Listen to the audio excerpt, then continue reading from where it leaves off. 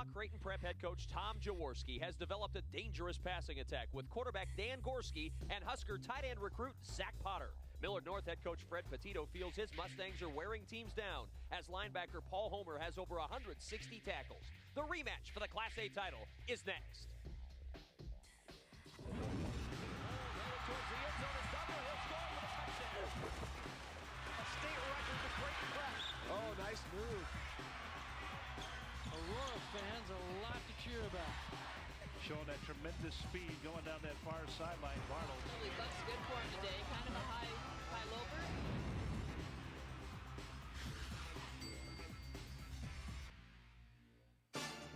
NETV Sports, Nebraska's home for sports, is live from Memorial Stadium in Lincoln, Nebraska for the 2004 Nebraska State High School Football Championships.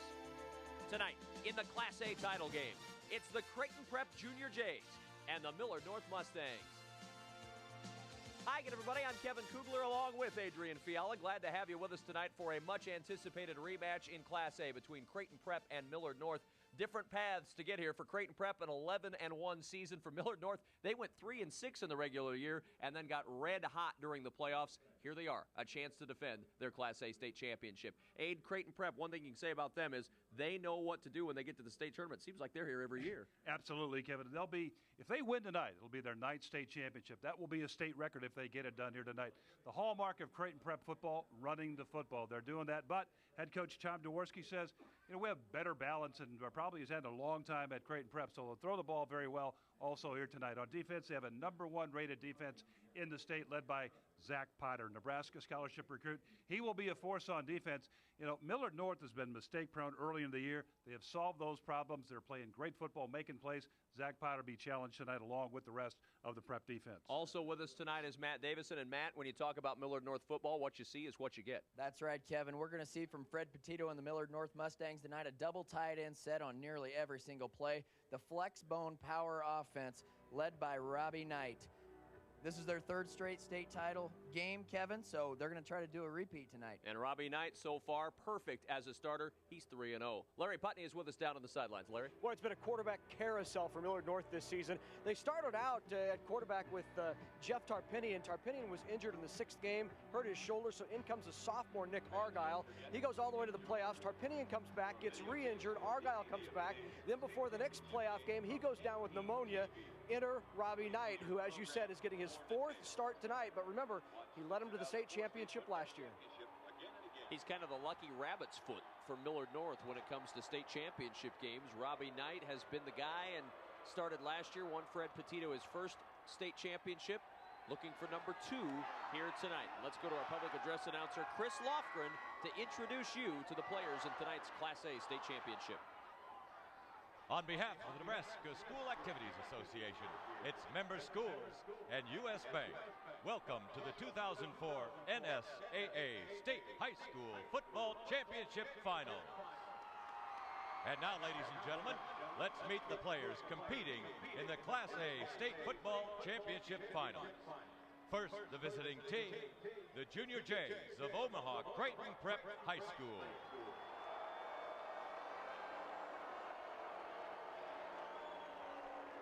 Number 9, Michael Stillmont. Number 15, Daniel Jaworski. Number 20, Michael McClay. Number 23, Mike Waring. Number 28, Peter Nobleman. Number 33, Andy Keith. Number 35, Cameron LaFleur. Number 53, Craig Parent. Number 65, Michael Brown. Number 68, Greg Williams. Number 72, Jake McClay. Number 77, Joel Peterson. Number 78, Jeffrey McGill. Number 80, Anthony Turk. Number 82, Daniel Glassman. Number 83, David Carlisle. Number 87, Zachary Potter. Head coach, Tom Jaworski. And the rest of the Junior Jays.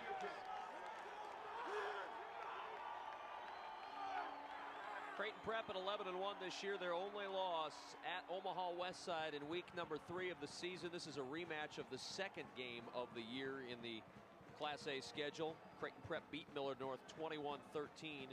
Since that time, though, Creighton Prep has really rolled, beating everyone they've faced on their schedule. It's a good football team, and Creighton Prep feels like this is the year they add that state championship number 9.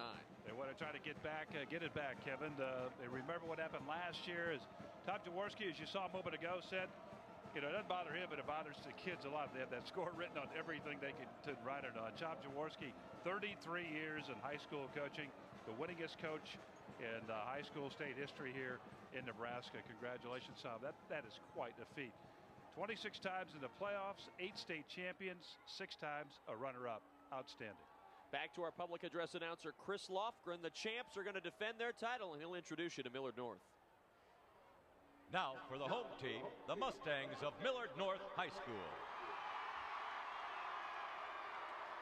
Number 5, Robert Knight. Number 7, Nathan Sell. Number 10, Nathan Hiller. Number 11, Nicholas Argyle. Number 21, Matthew Hansen. Number 22, James Conway. Number 25, Paul Homer. Number 34, Jacob Behrens.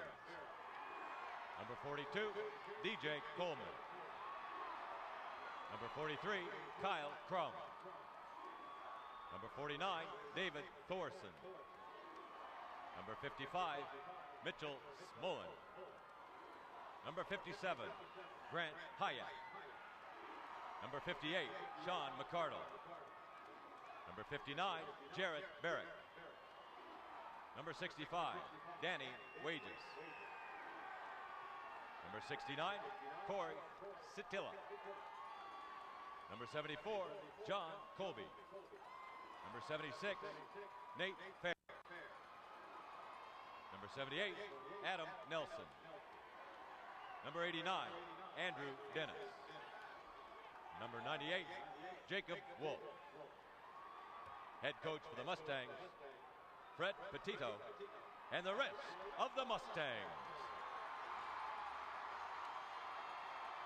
It was not an easy road to this state championship for the defending Class A state champs. They finished their regular season at 3-6. They had to play Millard West, Bellevue West, and Omaha Westside to get here, and they got here. 3 straight wins over 3 of the best teams in the state, Millard West, Bellevue West, and Omaha Westside. Larry Putney was in the Creighton Prep locker room. He'll tell us what was going on in there. Are they fired up, Larry? Very calm and confident, Kevin.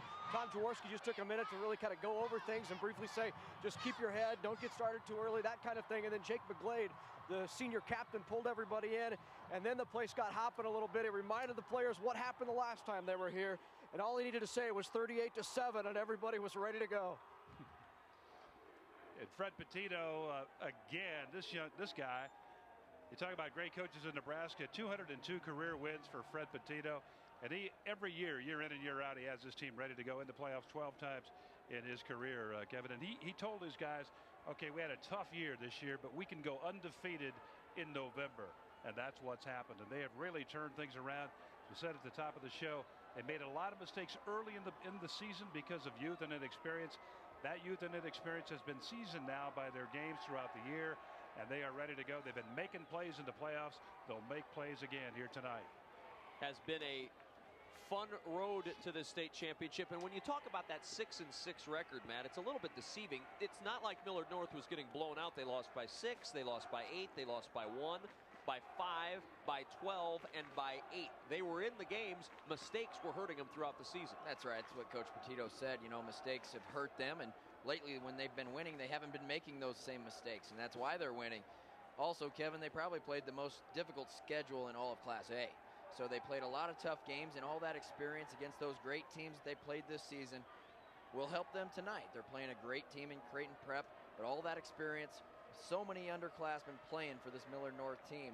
They're not freshmen, sophomores, juniors anymore. This is the 13th game of the year, so there's no more making excuses for being young. Right now it's the state finals, time to get the job done. And also remember, guys, that the losses that they had to some of those teams, Millard West, Bellevue West, Omaha West Side, they played them again in the playoffs, and they beat every one of those teams. If they beat Creighton Prep tonight, it'll be rematch number 4 that they win. Well, last night we had rain, but a much nicer night in the weather department tonight. 48 degrees, cloudy skies, a wind west-northwest at 15 miles per hour, 77% humidity. Actually, it's a very pleasant night. The wind a little crisp, but not too bad down there on the field. The officials tonight, as assigned by the NSAA, referee is Marcus Wacker, the umpire Scott Wacker, Randy Hagedorn the linesman, Brian Soulier is the line judge, and Jeff Passold is the back judge. As we get the teams out here to the middle of the field at Memorial Stadium, Tom Osborne Field for the coin flip. And we'll see who ends up with the football first to get this Class A state championship started. And let's listen in for the coin flip as the teams exchange pleasantries. Okay, fellas, we'll have the flip of the coin. Creighton Prep, you're the visiting team. Your call will be? Tails is your call. We'll let it hit the turf. And tails it is. It's a head. Millard North, you've won this time. Okay, your choice is then to... Okay, turn your backs to the goals that you're going to defend, gentlemen.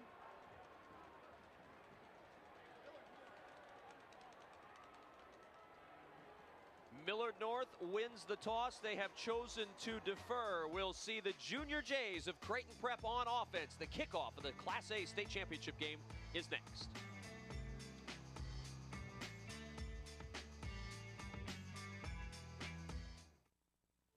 Programming is provided in part by Education Quest Foundation. For over 15 years, Education Quest has offered free college planning services. These services include scholarship searches, student loan information, college selection, and help with completing financial aid application. Education Quest is located in Kearney, Lincoln, and Omaha. Appointments are available at 800-666-3721. Bryan LGH West is bringing advanced neuroscience technology to Nebraska, offering the state's first gamma knife radiosurgery to non-invasively treat brain tumors and severe facial pain, and working with Nebraska's only physician specially trained in coiling for brain aneurysms. Just 2 examples of our commitment to neuroscience care for Nebraskans and our neighbors. Bryan LGH, the first name in healthcare. Programming on NETV is made possible in part by the Nebraska Soybean Checkoff. Soy biodiesel is a soy-based, clean-burning, renewable fuel that can be blended with petroleum diesel to help reduce America's dependence on foreign oil. Soy biodiesel, making a difference for soybean farmers and you. The best in high school and college sports is on NETV. In lane 6, Pearson with the lead, 13-0. She is just on fire here. She's haven't been in Class C. From volleyball to basketball, football to hockey, NETV is Nebraska's home for sports. Celebrating 50 years of service to Nebraska, this is NETV and NETV Digital Television, a service of Nebraska Educational Telecommunications.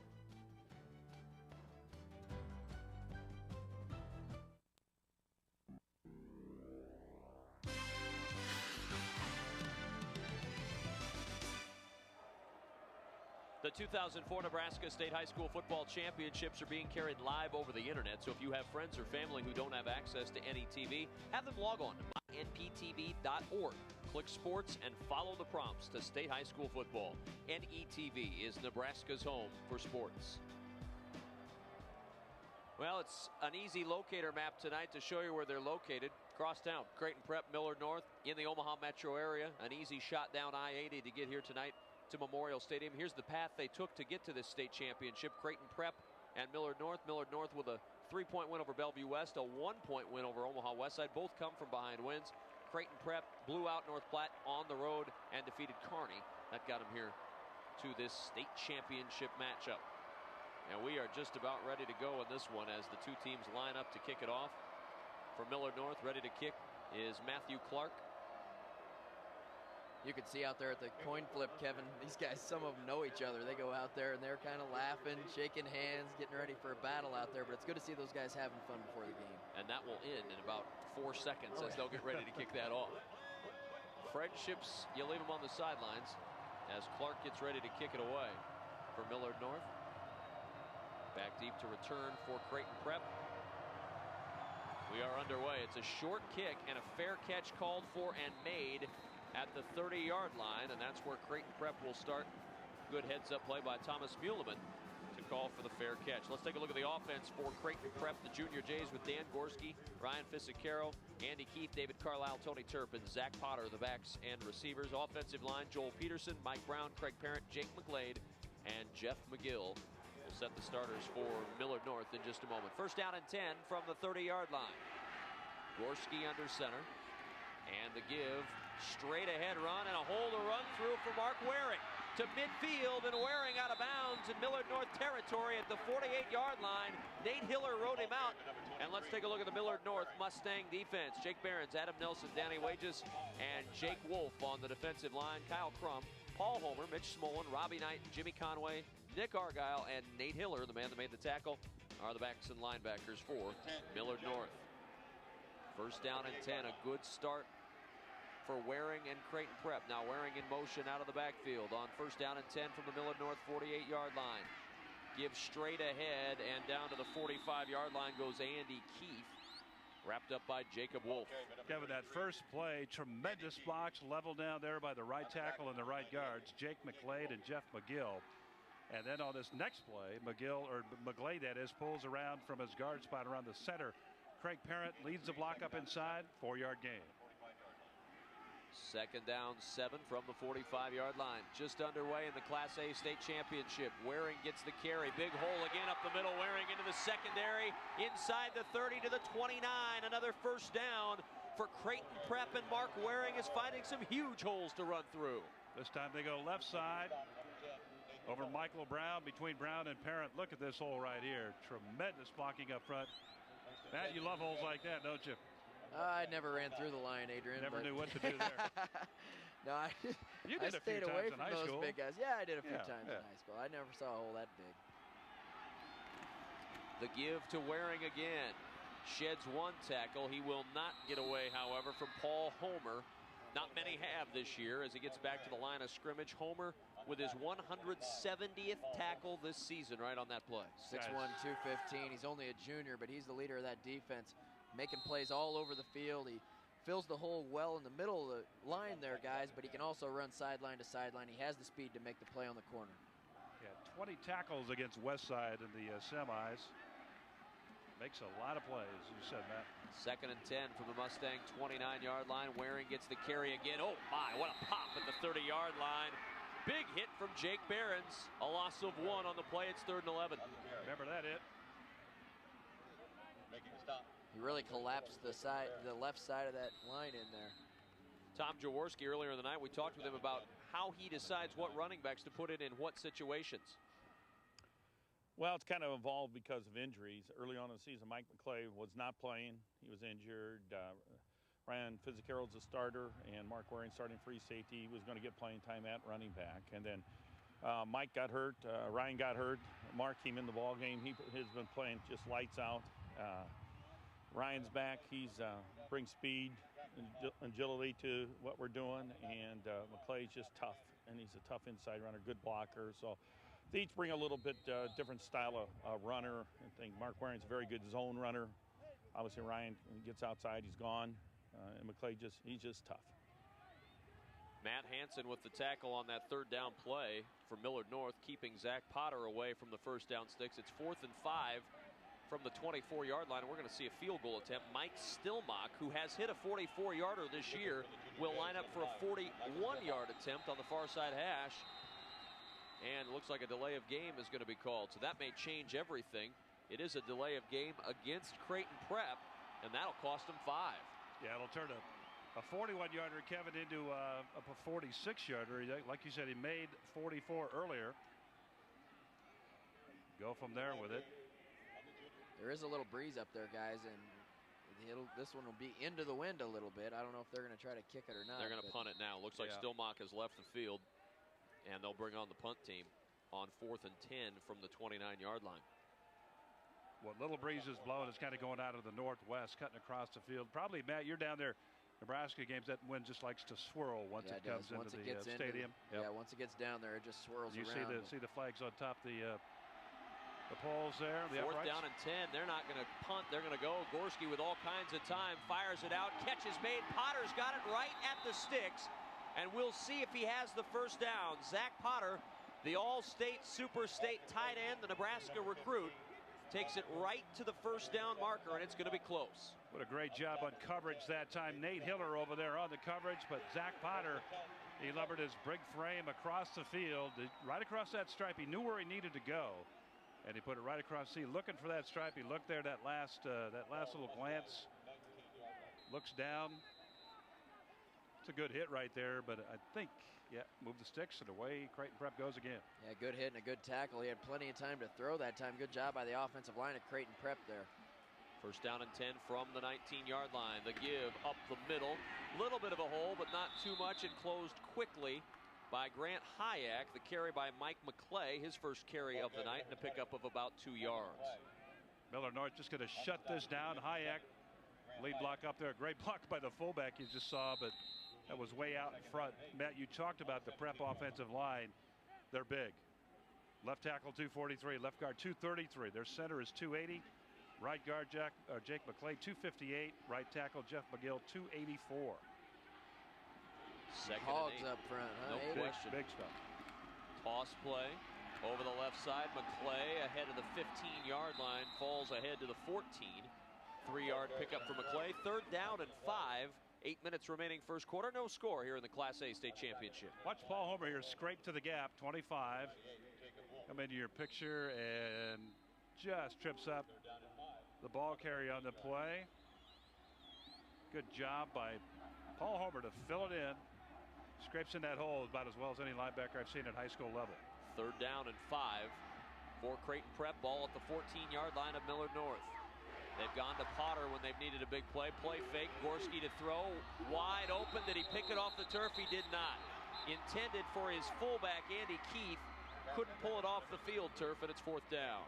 And the reason the ball didn't get out there was because of the pressure coming from that side of the defense there, the left side of the defense from Creighton Prep. He had to throw it over a couple defenders. And there you can see it might have just hit the ground, but a heck of an effort there by the fullback to go down and get it. Andy Keith almost picked it right off the turf. Kyle Crum on the pressure for Millard North. Matt made it tough for Gorski. Field goal attempt for Stillmock. This is a 31-yard try, and it is no good. Mike Stillmock, 4 for 5 on the year in the field goal department, comes up empty, and Creighton Prep unable to put points on the board with their first drive of the night. Victory of sorts for Millard North. What you say, guys? The way Creighton Prep started out moving to football, and then they tightened it up pretty well. A couple of crucial first downs that Prep picked up, but a miscue in the kicking game, and Millard North holds against the football. Yeah, it's tough not to score there, but at least you put a drive together, Adrian. You flip the field there, and you know that you can move the ball now against Millard North. They might have a little confidence offensively now, even though they didn't get points on the board. Interesting to see how this all unfolds with Robbie Knight at quarterback. This is his 4th start at quarterback in his career, and he's won his first 3, all in the playoffs or finals. Jake Behrens gets the carry on first down, and Mike McClay with the stop for Creighton Prep. And the offensive starters for Millard North tonight: Robbie Knight, DJ Coleman, Jake Behrens, Nate Sell, and then that double tight set that Matt told you about, Andrew Dennis and David Thorson. Along the offensive line, Nate Fear, Corey Shillito, Jared Barrick, Grant Hayek, and John Colby along the offensive line. 2nd down and 6 from the 24-yard line. Robbie Knight, the senior, won a state championship a year ago. DJ Coleman with the carry, and Coleman out to the 27-yard line, 4 yards, close to 4 yards on the play. Let's look at the defense for Creighton Prep, the Junior Jays. Zach Potter, Jake McClade, Cameron LaFleur, Dan Glassman, and Greg Williams along the defensive line. The backs and linebackers: David Carlisle, Andy Keith, Mike McClay, Tony Turp, Pete Dobelman, and Mark Waring, the free safety for Creighton Prep. 3rd down 3, ball at the 27-yard line. Knight on the give straight ahead to Behrens, and Behrens working hard to get the first down. He's got it across the 30, near the 32. Good gain for Jake Behrens and a first down for Millard North. Looking for that daylight out there, and he got the ball deep enough in the backfield, Matt, that he could search for the crease, and he saw it to the left. I think the play really designed to maybe go a little bit further to the right, but he saw the crease to the left and took it over and got the first down. This offense makes a defense really not focus on one guy. You can't, because they can give it to the fullback, give it to the I-back, the quarterback can keep it. It's really tough to defend. First down and 10 from the 32. Coleman gets the carry. Good block out front. Coleman, a good gain out near the 39-yard line. DJ Coleman, the sophomore starter, with a good gain on first down. Earlier today, Fred Petito talked about what Robbie Knight brings to the field as the starting quarterback. Rob brings a lot of stability because he's a three-sport athlete, and nothing really bothers him. He's been in every situation possible, and last year you see him step in, and he handled things real well. Now he's got a more of expanded role this year, as you'll see tonight. Okay, last year we had to kind of be a little banged up, but now he's ready to roll. And Rob's a real talented guy. Don't sell him short. He likes to give credit to the pass cues at being real athletic, and Rob's not too far off. He's not as strong as those guys, but he's got great quickness and great just field awareness. The carry by Behrens very close to the sticks. They're going to bring in the chains to measure. Robbie Knight there, headed to Kansas State on a baseball scholarship. He's a very good athlete, maybe the fastest player on the team. He's a 4.5 guy in the 40-yard dash, so good speed. Obviously a pretty good bat, some quick hands as he's headed to K-State to play baseball. And not a bad record at quarterback, perfect 3-0 as a starter. You like that, Kevin, no doubt about it. Down at K-State, he'll play center field, where he'll use that great speed to roam the outfield. Also a great basketball player, point guard on the basketball team, and just a great all-around athlete. Fred Petito just loves the kid. Says he just really appreciates the stability that he brings to his football team, or to any team that he plays on. Robbie Knight. 42-yard line, first down and 10. Coleman and Behrens behind Knight in the I set. Double tights on the line. The give to Behrens. And Behrens down at the 45-yard line. Mike McClay, Matt, fills the hole quickly, and a very good tackle. Let's go downstairs. Larry Putney's down on the sidelines. Guys, one of the questions that Millard North gets a lot from people who don't see them play all the time is, what's the deal with the tape around the helmet? Well, the deal is it really started in practice several years ago when some guys were having problems with their chin straps popping off. So they slapped some tape on it. Became kind of a fad. A few more players did it, and all of a sudden, it's just part of the normal uniform. Second and 7, yeah. It's a fad. It's going to pass. Second and 7 from the 45-yard line. Coleman gets the carry again. Coleman across midfield. Boy, I like the way he runs. Low to the ground, a quick little burst, and another first down for Millard North. He's heading upfield, too. He's leading into it, Matt.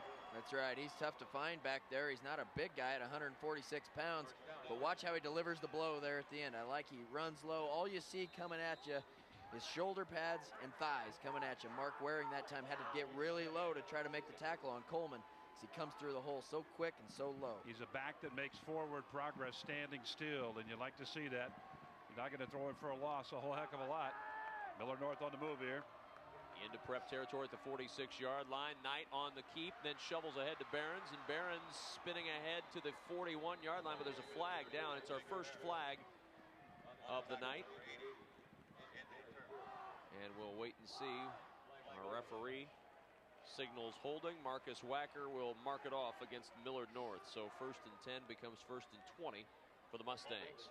Guys, this is our fourth game we've done the last couple of days, and most of these teams run the football a lot, and we've seen pretty much on every drive that a team has had a holding penalty. They put themselves in first and 20 or second and 15. They have a hard time getting a first down. We'll see if Millard North can overcome this penalty here, but it's just a drive killer when you get those holding penalties, and when you're a running football team, it puts you in a tough position to try to get 20 yards in 3 plays. Millard North with some good carries tonight from Coleman, though. He's got 3 carries, 19 yards. Behrens 4 carries for 15 yards. All on the ground, 34 yards total offense tonight for Millard North. See what they can do with a first down and 20. Coleman and Behrens behind Knight on first down. The give to Coleman. trying to work his way over the left side. He cannot get out of the arms of Greg Williams, the senior defensive end. Has had a great season. 50 tackles from his defensive end spot this year. Well, he just made a great play because the right guard for Millard North pulling on the play, Grant Hayek. He spun out of there, pulled from the right side, led the play left, and just barreled right into Greg Williams. Williams able to stand his ground, take on the block, and then make the tackle. That's just tremendous play and effort by Greg Williams.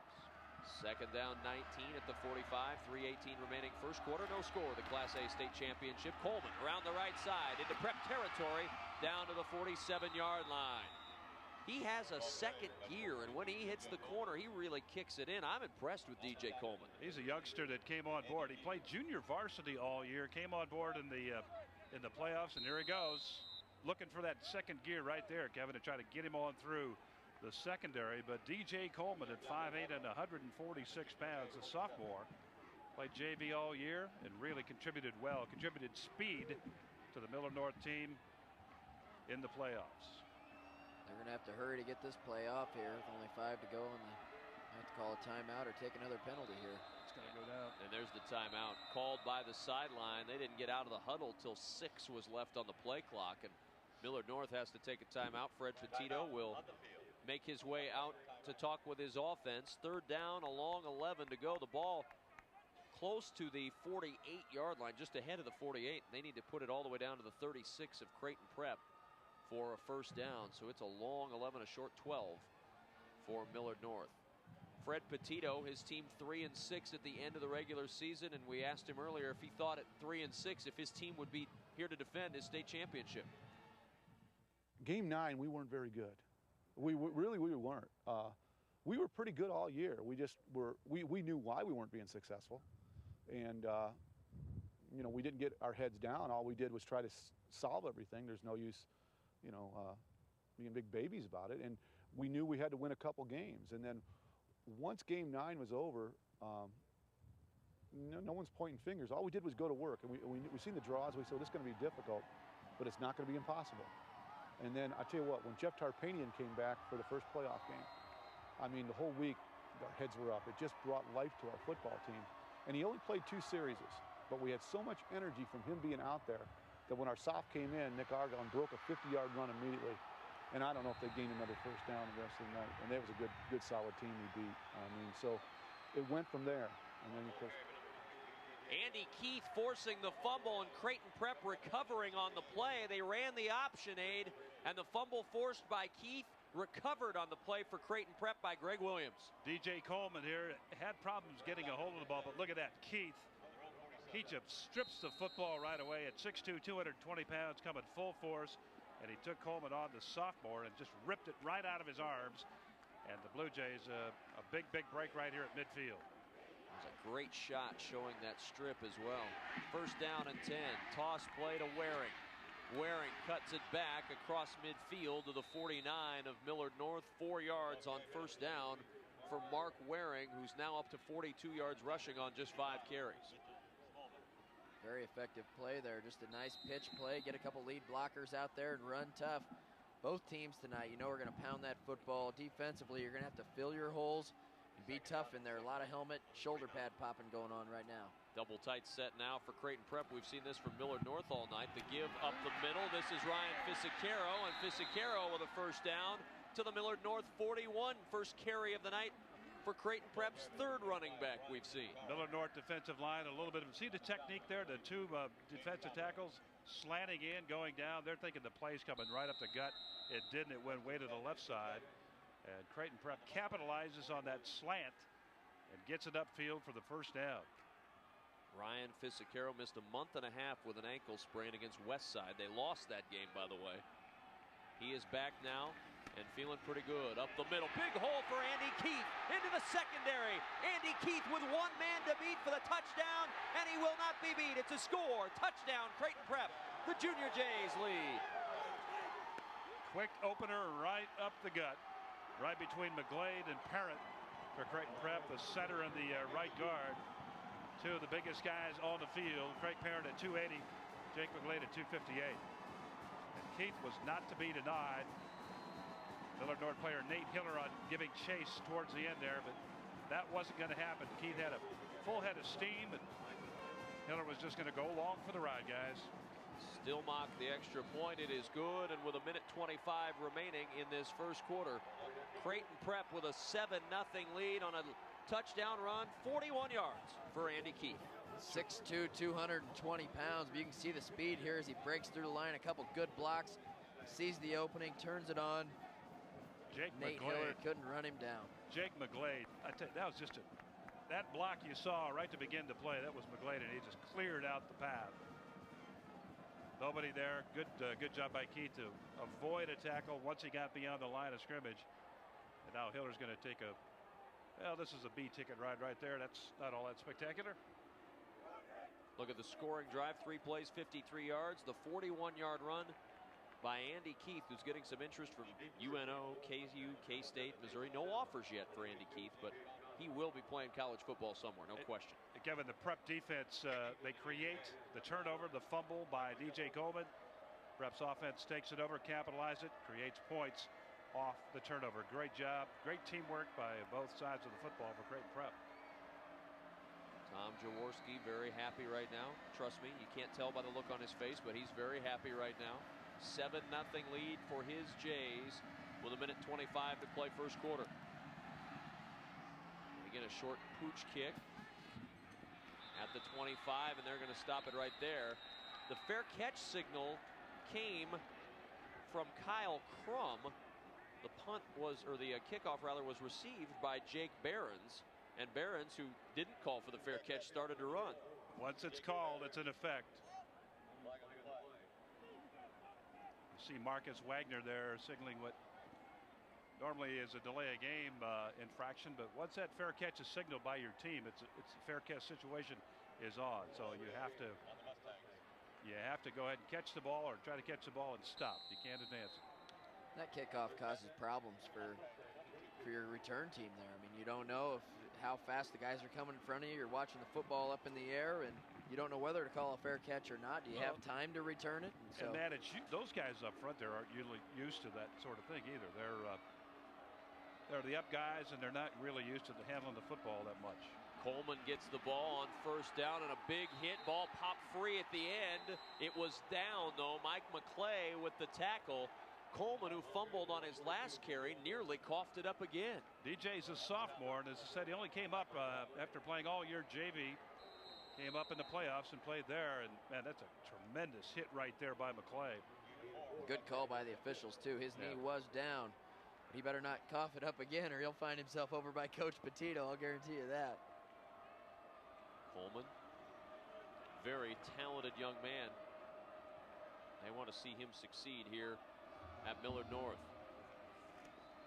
The give to Behrens, and Behrens bowling his way across the 30, about 2 yards shy of the first down. Third down and short coming up for Millard North.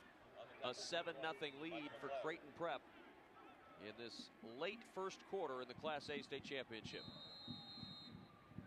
Tom seemed remarkably under control over there. Jerry Murtaugh right behind him was after his defense. Foaming at the mouth, is that what you wanted to say? My old teammate down there, Jerry, he gets after it still. On third down and short, Behrens looking for some running room, looking for that first down, and I don't know. It's very, very close, judging by where they ran in at the hash at the 32-yard line. I think he's got the first down. Yeah, just by the nose of the ball, I think he's got it. It's right on the hash mark there. They're going to take a gander with the sticks. Marcus Wagner will signal to bring the chains in. Got right to the hash at the 32, and that's exactly where the strip is. Now, the strip on the sidelines is not the official marking, but we'll see as they pull the chains. I think he's got it. And he does. Indeed. By about a football and about a half a football. Been a lot of close calls the last 2 days, I want to tell you. And it's bugging me that Davison's getting most of them right. That's just wrong. It's the eyes of a wide receiver. Oh, boy. See the ball. Folks, you're only getting that on air. Imagine what it's been like off air with Matt all weekend. I mean, it's been a pleasure being up here with you two guys, let me tell you. this many hours. Old Eagle Eye over here to our left. The quarter mercifully comes to an end for us anyway. We'll step aside and take a timeout at the end of one in the Class A state championship game. It's Creighton Prep 7 and Millard North nothing.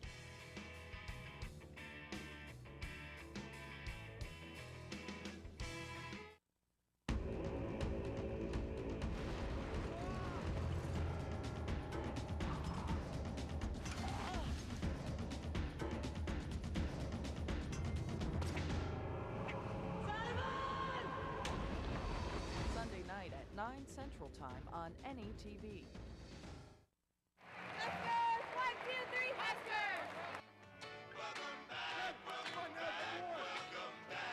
We're back. Familiar faces. New faces. Great job accelerating into the ball. Quick snap on it. But the same power and passion. Sally Amua serving. Serve is in! Nebraska women's volleyball on NETV Sports. A winning combination. From the University of Nebraska-Lincoln, this is NETV and NETV Digital Television, celebrating 50 years of service to Nebraska.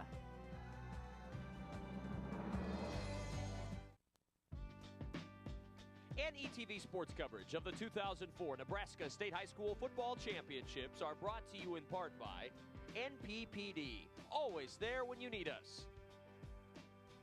By Bryan LGH Medical Center, the first name in healthcare. By the Nebraska Soybean Board, promoting soy biodiesel fuel, clean burning and renewable, making a difference for soybean farmers and you. And by Education Quest Foundation, improving access to college through scholarships, community grants, and college planning services. Second quarter about to begin. First down and 10 from the 32-yard line for the Mustangs of Millard North.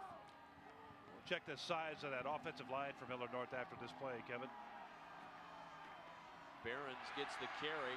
Flag is down, and Behrens is down out near the 42-yard line, but the flag came down very quickly. And we'll look at it thrown in the general area of a hold, and we'll see if that is indeed the call, and it is holding against Millard North. Size contributed to that play. Good blocking on the right-hand side over there. But you take a look at Millard North's offensive line. Left tackle Nate Fear, 6'6", 280. Their left guard, Corey Shalito, 6'1", 240. Their center, Jared Barrick, 6'4", 265. Their right guard, Grant Hayek, 6'2", 275. And John Kolb, their right tackle, 6'5", and 285. You know what, Matt? That sounds like a college line to me. It's almost most collegiate lines aren't that big. Yeah, that's incredible. A big offensive line. And the backup, Adrian, so they shouldn't have to hold. That's the point. Well. And this is their second holding call of the night, and Fred Petito over there doesn't like it, and he was on the official a little bit there too. But you know, if you're that big, just get a good push and let your running backs find a gap and shoot upfield. First down and 19 from the 23. Behrens gets the carry again, and Jake Behrens across the 30 and back near the original line of scrimmage at the 32-yard line. The senior Jake Behrens, a 3-star prospect rated in the Rivals recruiting database, going to decide between offers from Colorado and Stanford for his college career. He is one of the best fullbacks in the country, rated the 12th best fullback in the country, and wherever he goes, he's got a great GPA, a 3.9 student. He'll end up as a Buffalo or a Stanford Cardinal next season. his size, Kevin, 6'1", 225, perfect for this game and where he plays.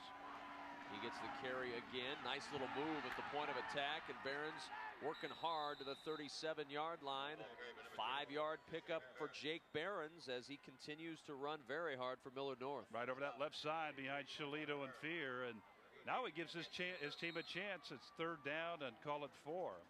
He gives his team a chance to get that first down. Jake Behrens running hard, right side, left side.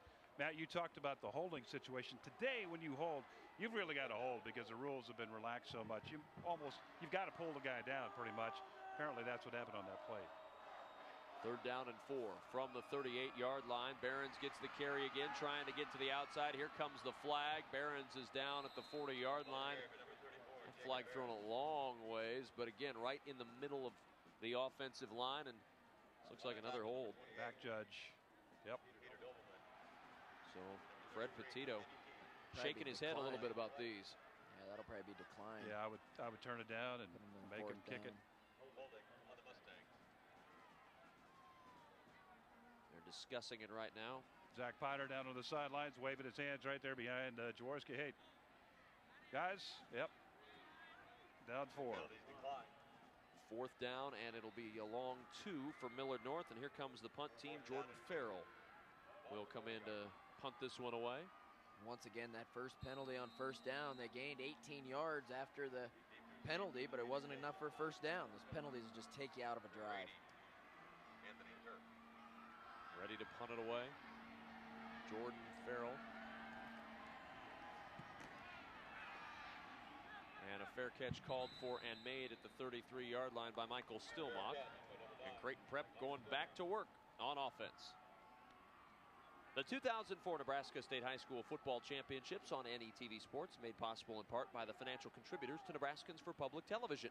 You too can help support your statewide network and become a member of NPTV by calling toll-free 800-634-6788. You can also join NPTV over the internet. Log on to our network website at mynptv.org, click membership, and follow the prompts. If you're enjoying our high school football coverage, support NETV today.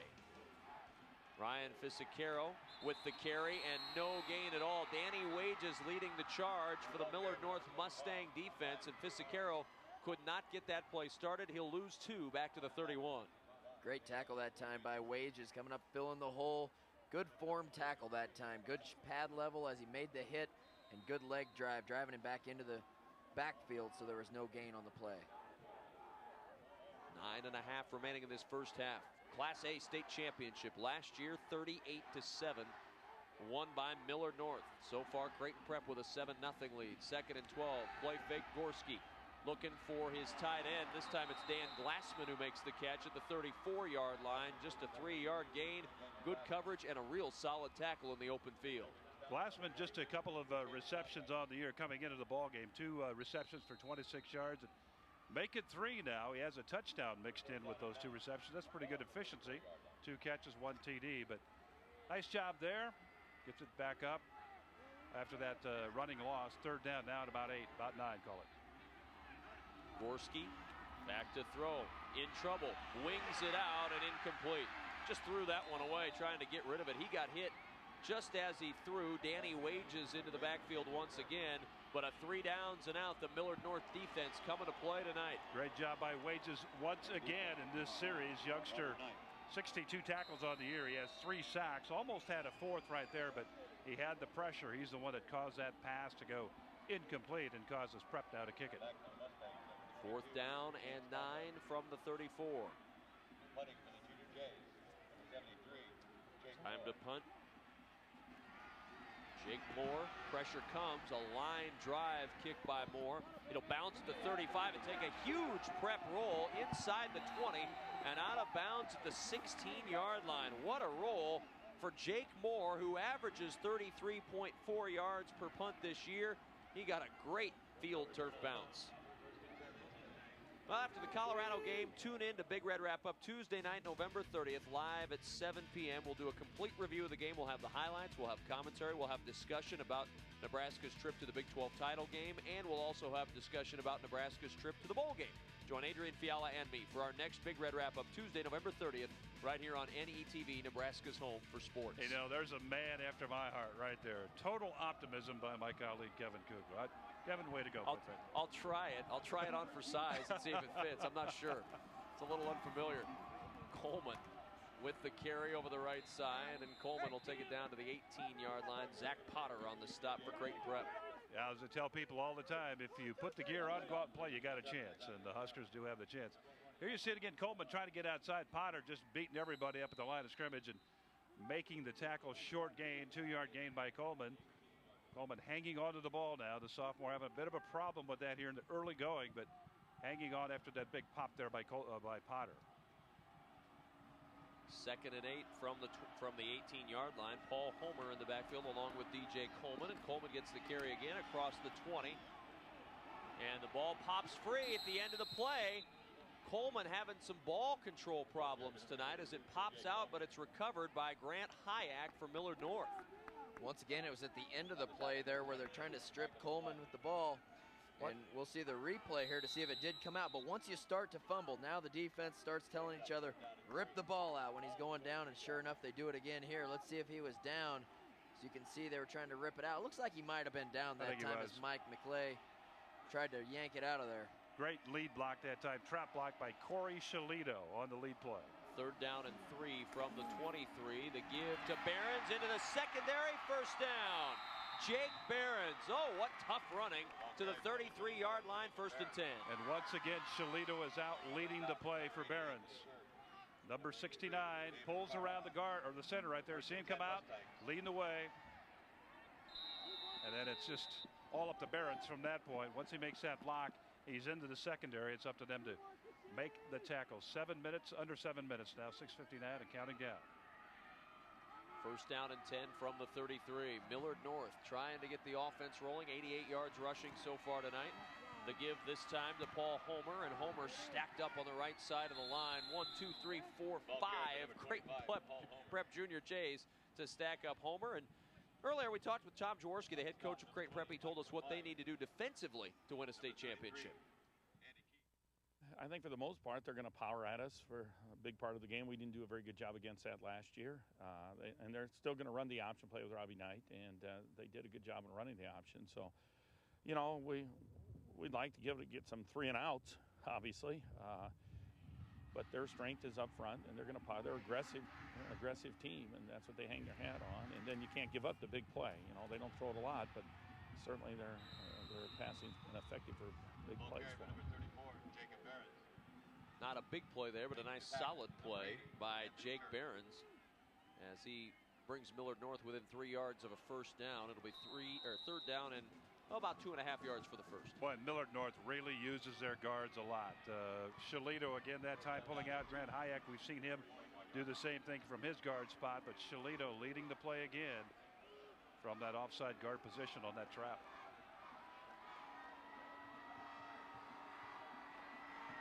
3rd down and 2 from the 41. Behrens to the outside. He's got the 1st down. A little bit of a stiff arm as he came around the corner. And Behrens to the 46-yard line, a 5-yard gain and a good stiff arm. That was a good job knowing where the 1st down stick was. It was a great stiff arm as he has a lead blocker coming around the left side. You can see here he's going to give a stiff arm and get to the yard marker. He knew it was 3rd down and 3 yards, and he got about 4 or 5 there. Jacob Behrens tonight. Jake Behrens, 13 carries, 60 yards rushing tonight for Behrens. And in this last drive and a half they've had here, they've really come up the ladder in terms of yardage gain. Way down the yard, 101 yards now gained by Millard North. Tack about another 1.5 yards onto that. Jake Behrens with the carry once again. And get the feeling, you know, man, I'm not the prognosticator that Matt Davison is. I get the feeling, though, that Jake Behrens may get a few more carries tonight. Thanks, Kevin. He's going to get it a few more times. That's You're the kind right. of sturdy limb you usually go out on. I figured you'd appreciate that. Exactly. How much of the 101 does he have now? You want me to do the play-by-play? Behrens has 62 yards of the 103 now on 14 carries. And Behrens, who had 1,047 on the year, will look for more. 2nd and 8 on the 48-yard line. Behrens across midfield down to the 48-yard line, a 4-yard pickup. And it's 3rd down and 4. And let's go downstairs to Larry Putney. Larry? You know, Robbie Knight has not attempted a pass yet, but don't be lulled to sleep by that. If you take a look at what he's done the last 2 games, each of the last 2 playoff games, he's thrown a touchdown pass of 40 or more yards with right around 2 minutes left in the game to win the game. And those came against number 5 Westside and also against number 1 Bellevue West. So while he doesn't throw the ball much, he's only had 4 completions all year. When he does throw it, they can be very big. Well, when Robbie Knight starts, it's usually very big as a state champion. Knight on the fake, looking for the corner. And Robbie Knight's going to end up a yard shy of the 1st down. Pretty good idea, but a pretty good defensive play by Creighton Prep to stay there and make sure Robbie Knight can't get the 1st. You're talking a good read right there, Kevin, because all of the action went to the right with Behrens. And good fake by Robbie Knight to come back right here below us and almost picks up that 1st down about a yard short, as you said. See if Coach Petito might go for it here. Looks like he's thinking about it. And wheels are turning. They will go for it here on 4th and about a 1.5 feet. It's not a whole yard. Wouldn't be surprised to see Jake Behrens get it. Henry Kelp ran the play in, and he's in the backfield. 2 seconds remaining on the play clock. They just get it off in time. And what a hit in the backfield. Behrens gets away. He's in trouble, and down he goes. Look at the penetration from Creighton Prep. They knew Behrens was going to get the ball as well, and they came blowing through the hole. 5 guys in the backfield before Behrens could even get started. Andy Keith is the guy who does all the damage right here. Number 33 for Creighton Prep. Tremendous effort by Keith, leading tackler on the ball club this year. And he stops that play dead in its tracks, and the ball goes over. Those are the risks you run when you go on 4. And now Creighton Prep with great field position at the Millard North 48-yard line. First down and 10 for Prep, leading 7-0. The give to Keith. And Keith rolls across the 45 to the 44, a 4-yard pickup. 2nd and 6, late stages of this first half. Well, if you'd like to get yourself a VHS copy or DVD of tonight's game or any of the state championship games, we make it very easy for you. Log on to the internet, it's mynptv.org, or you can call 1-800-228-4630. NETV is Nebraska's home for sports. 2nd and 6 from the 44. The give to Andy Keith, and Keith comes through the hole, loses his footing, but able to dive ahead to get the first down at the 38. Good thing Kyle Crum was able to grab his ankles on that one, or he was going to have a big gainer there. And you know, guys, on 4th down when you go for it, if you don't get it, not only do you not get it and give the other team great field position there, but Creighton Prep gets a little more energy. You know, you stop them on 4th down. Now you have a little more energy going into this offensive drive, and there you see 3 plays in a row. They have nice gains. First down and 10 on the 38-yard line. Creighton Prep trying to get things going here late from the 38 of Millard North. The give going up the right side. McClay with no room to run. Good job by the Millard North front. In on the stop, Grant Hayek leading the way for Millard North. Also down at the bottom of that pile, Jacob Wolf. Prep 3 timeouts left here in the first half. Now under 2 minutes on the clock as more personnel comes in for Creighton Prep. They would dearly love to push one in right here, guys. 2nd down 10 from the 38-yard line. 7-0 Prep. Again, the handoff to Mark Waring. A nice tackle.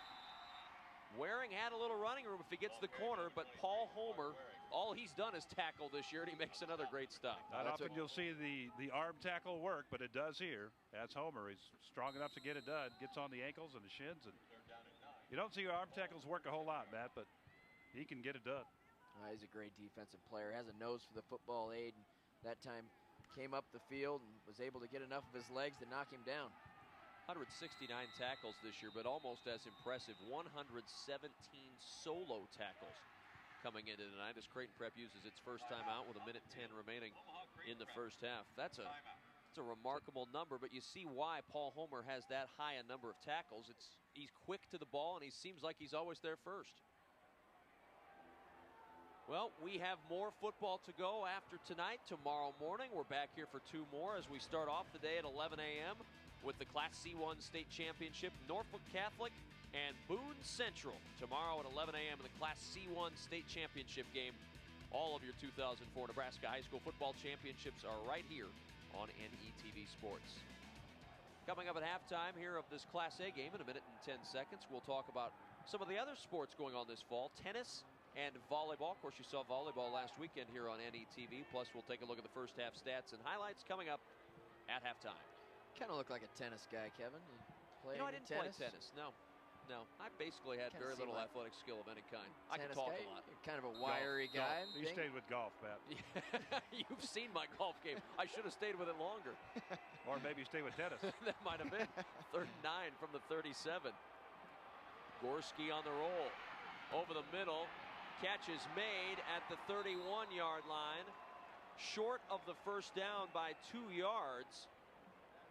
And it'll bring up a 4th and 2. Zach Potter, nice catch, but he could not turn it upfield to get the first down. Big tight end goes down. Adrian goes down the field. Nice little in route there. And good throw that time by Gorski, getting it down the field in a place where he can catch the football. Good tackle, though. He was just a yard short, 2 yards short there of the first down. Excellent protection by the Creighton Prep offensive line to give Gorski time to throw it as the snap is off. And there we go. And the first down for Andy Keith and more to the 15. Keith down to the 10 and all the way down to the 5-yard line. Nate Hiller along for the ride as Andy Keith rumbled 5 yards from Pater. Tried to set it up to go right, and Keith cuts it back across the center. Craig Parent. Good load up block there. Look at that block by 65 Michael Brown. That's what springs it all. And then Keith has all that great strength. That takes Hiller again. Just not able to quite give him a ride all the way to the end zone like he did last time.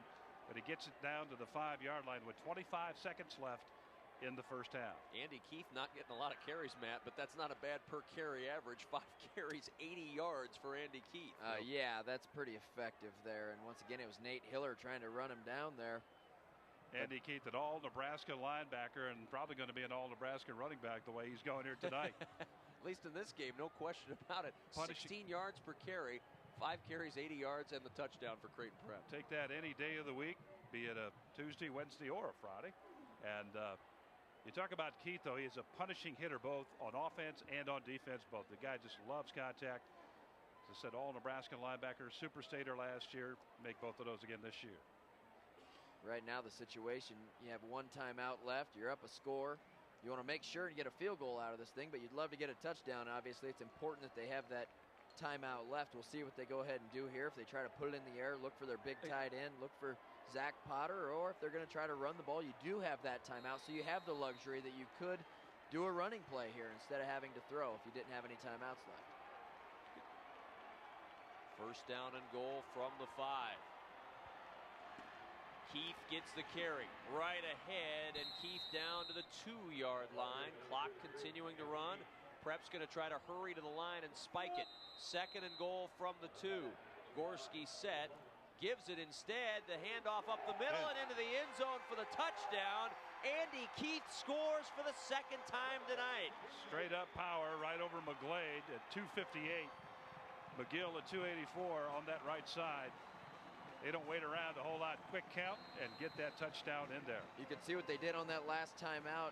Kevin, they called 2 plays in the huddle. They told the guys, if we don't score on this one, get back to the line of scrimmage, run another play quickly. That's what they did. Caught the defense a little off guard. Keith was able to get in the end zone. Stillmock's extra point is straight through the uprights, and 8 seconds remaining in the first half, and a huge touchdown for Creighton Prep. They lead 14-0. We'll watch it again. It just straight up power, and they collapse the middle. The offensive line just collapses the middle. Good lead up in there by McClay. Keith does it all on his own from that point. The drive, 8 plays, 48 yards, 2:59 remaining, or 2:59 used on the drive, and a 2-yard run by Keith. And remember, that drive started when Millard North went for it on 4th down. They were turned away by the Prep defense. So the defense, which has been, as Adrian mentioned earlier, the best defense in the state, that defense with a great play helps out with points. Boy, and it builds so much confidence on your football team, on each part of the team. The offense, the defense, the special teams, they're all doing their job. And everybody can look at each other in the eye and say, way to go, good job. And you don't have to look at each other and say, hey, get with it, would you please? But and I think it was Andy Keith who made the stop on that 4th down in the backfield, too. He was. So he was the guy who was coming through on the scrape. Big role here tonight.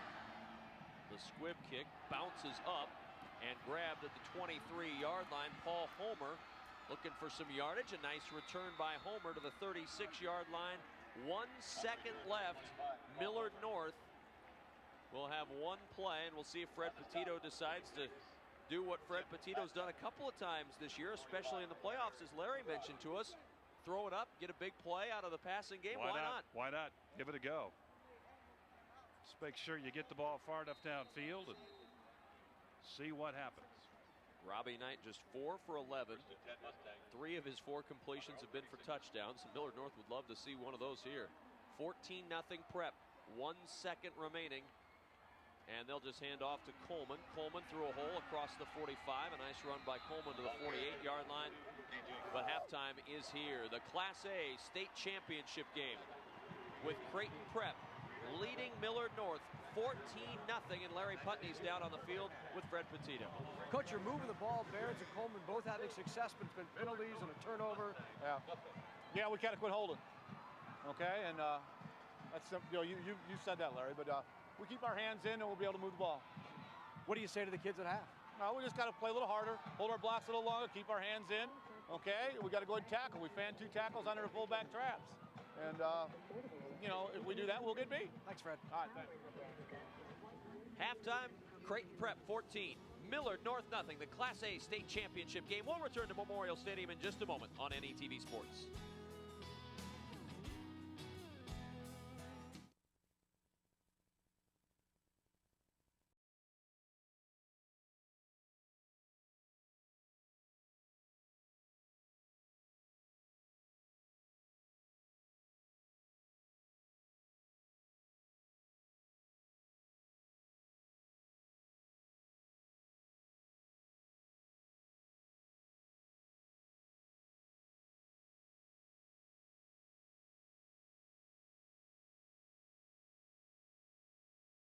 Utility. Programming is provided in part by Education Quest Foundation. For over 15 years, Education Quest has offered free college planning services. These services include scholarship searches, student loan information, college selection, and help with completing financial aid application. Education Quest is located in Kearney, Lincoln, and Omaha. Appointments are available at 800-666-3721.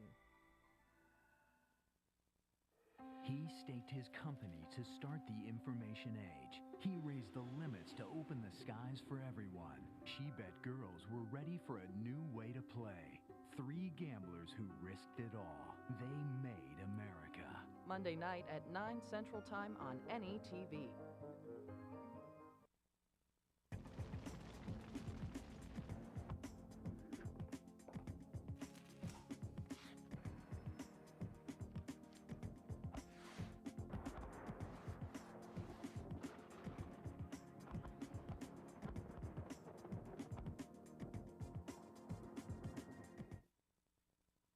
From the University of Nebraska-Lincoln, this is NETV and NETV Digital Television, celebrating 50 years of service to Nebraska.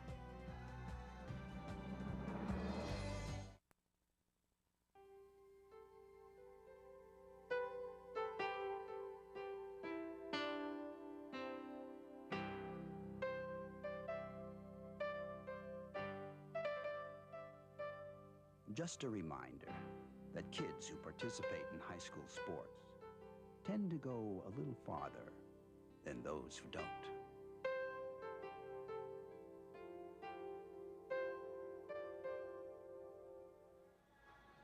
The Class A State High School Football Championship is at halftime. Creighton Prep leading Millard North 14-0 at Memorial Stadium in Lincoln, Nebraska. And welcome back to Memorial Stadium. I'm Kevin Kugler, joined by a very special guest, Deborah Velder, Assistant Director of the NSAA. Deborah is so good, they let her cover many, many sports. We're going to talk 2 sports with Deborah here at halftime. Let's start with girls tennis. It's just finished up. Talk a little bit about the tennis tournament. Well, we'll talk about boys tennis. I'm sorry. Okay. Boys tennis, girls volleyball. I'm getting myself screwed up here. Let's talk boys tennis first. Finished up in October for us, with Creighton Prep being our Class A champion and Omaha Skutt being our Class B champion. As always, our concern is with the weather when we talk about tennis, but we were fortunate that we didn't have rain. We had wind. You don't get both ways with our tennis championships, but it was a great tournament and got through over 100 matches in Lincoln and over 100 matches in Omaha. Talk about the difficulty of hosting a tournament that goes on with A in one and B in another city. That's got to be a difficult thing for you. You have a great staff to help out, I know.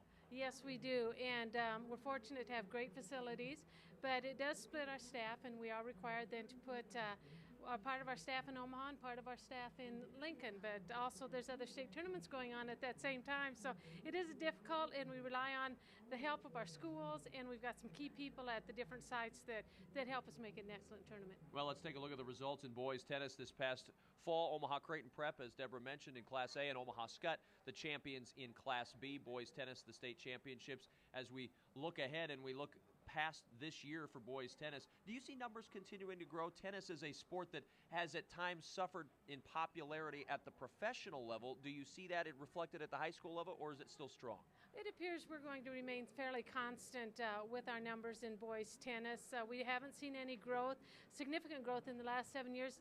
several years, except we did see a slight decline. So that may be a sign of a time with boys athletics as we're heading into the various sports. Well, this past weekend on NETV, you had the chance to look at high school volleyball. A very busy day, but a very exciting day at the NU Coliseum. We had 3 5-game matches. But first, before we talk about the tournament, first time at the NU Coliseum, I heard nothing but rave reviews. Oh, the kids were excited, the spectators were excited, we were excited, and we were just happy to be there.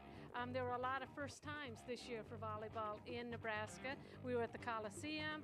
We were at 6 different sites on Friday. This was our first year for rally scoring, our first year for playing 3 out of 5 for our championships, and so we're just excited, and we're excited to see what our schools are going to want us to do for next year. Does the Coliseum remain in the mix for future tournaments? Oh, it's our hope that it does. This was just a 1 year at the Coliseum, because we will have to move to the Sports Center next year for the state volleyball finals because of a home football game, but we're hoping that it's something that we can figure in the mix for years to come. Well, I know the girls were so excited to play on really the Nebraska volleyball court. I know that was exciting for them. Of course, winning state championships wherever you play is always exciting. It seemed like this year we had some of the best and most evenly contested matches in a lot of years. I've been watching and doing high school volleyball for NETV for a lot of years. We had some fantastic matches last Saturday. Oh, I have to agree with you, Kevin. We've got competitive volleyball across all of our classes. We've got great athletes. I think part of it was getting to the Coliseum and be able to showcase, and I think that all of our teams played at the top of their game on Saturday, and that made it for a very exciting tournament. Well, in a new venue, there's always bugs to work out when you go to rally scoring. All things told, do you feel like it was a successful first year with 3 out of 5 with rally scoring with the new venue for the NSAA?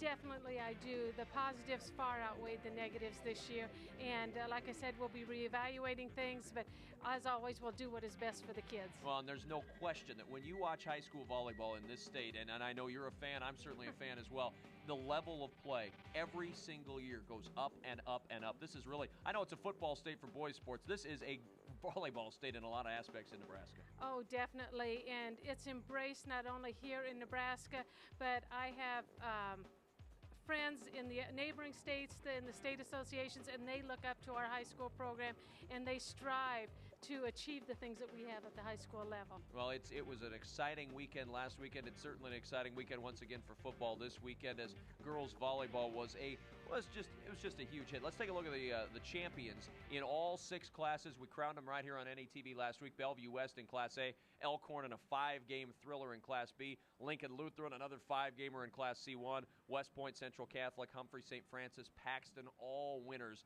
in the girls volleyball state championships a year ago. And it's just so fun to see those 5-game matches, the Elkhorn match, the Lincoln Lutheran match, everybody fighting so hard. What thrillers. Oh, it is, and I hope it's something that we'll be able to continue.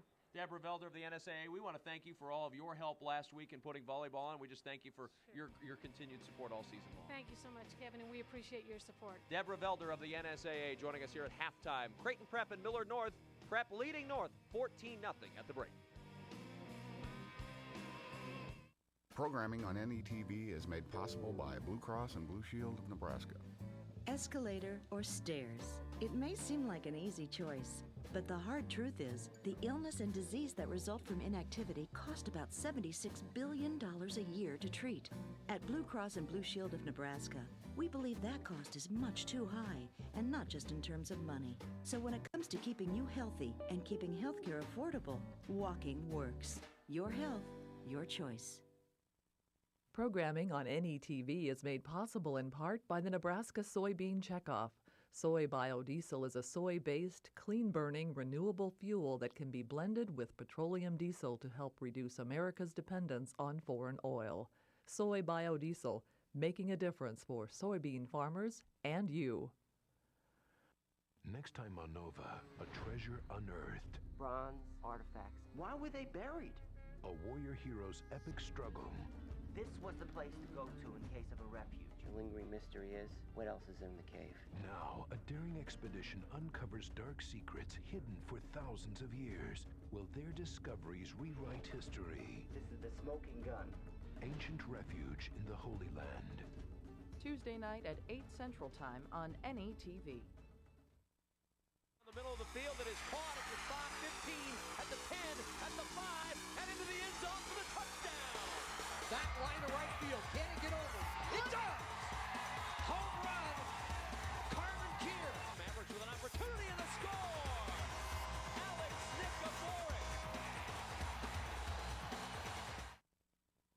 From the University of Nebraska-Lincoln, this is NETV and NETV Digital Television, celebrating 50 years of service to Nebraska.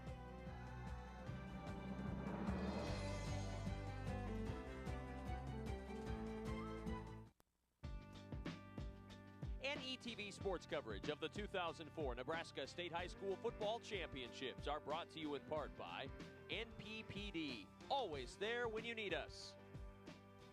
By Blue Cross Blue Shield of Nebraska, the Blues are good for you. And by ArtFX, a proud sponsor of Nebraska high school and college athletics on NETV Sports. 14-0 Creighton Prep with the lead over Millard North here at halftime of the Class A State High School Football Championship. A good one so far tonight, and along with Adrian Fiala, Matt Davison, I'm Kevin Kugler. Glad to have you with us tonight. Larry Putney, of course, down on the field helping out the broadcast as well. And we've had a very entertaining broadcast tonight, guys. We've had a very entertaining game from Creighton Prep and Millard North. And Creighton Prep, they've been talking about 38-7 for a year. That's how bad they lost this one last year. They're in the driver's seat right now. Kevin had it written on everything, according to Tom Jaworski. He wasn't too concerned about it, but his players certainly were. And their defense, Matt, tonight playing like that so far, a shutout in this first half, playing very, very tough defense and giving their offense good field position with the football to do something once they get it and move it down the field, which they did. That's right. Millard North has moved the ball, but they haven't been able to get into the end zone. And Creighton Prep's done a great job tonight, Kevin, on defense. And then when they get the ball, they're running the ball effectively. With Jake Behrens, they're really running it well and getting into the end zone. So right now they find themselves up 14-0 at halftime. Yeah, both teams have done a nice job running the football, and they have really been able to get the ball moving on the ground. Let's take a look at some highlights of the first half and give you an idea of what we're talking about. And you'll see a lot of on-the-ground play. In fact, passing yards for Millard North, none. Creighton Prep with 24, and a lot of good, hard running from Andy Keith. Andy Keith, 7 carries, 85 yards, 2 touchdowns, averaging just over 12 yards per carry. Here he is again on the TD.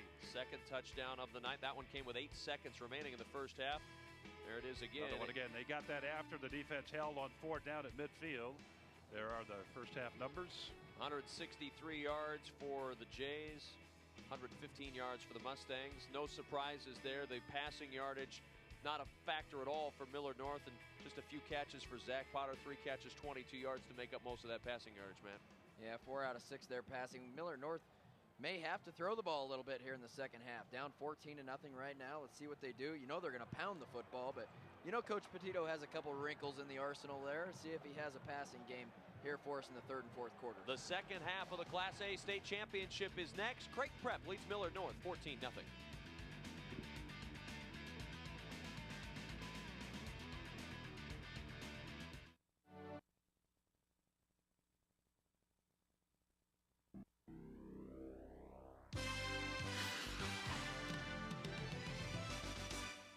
Trap plays and just lead plays. Second down in the yard from the 8-yard line. Right up the middle, Kimbrough to the 5.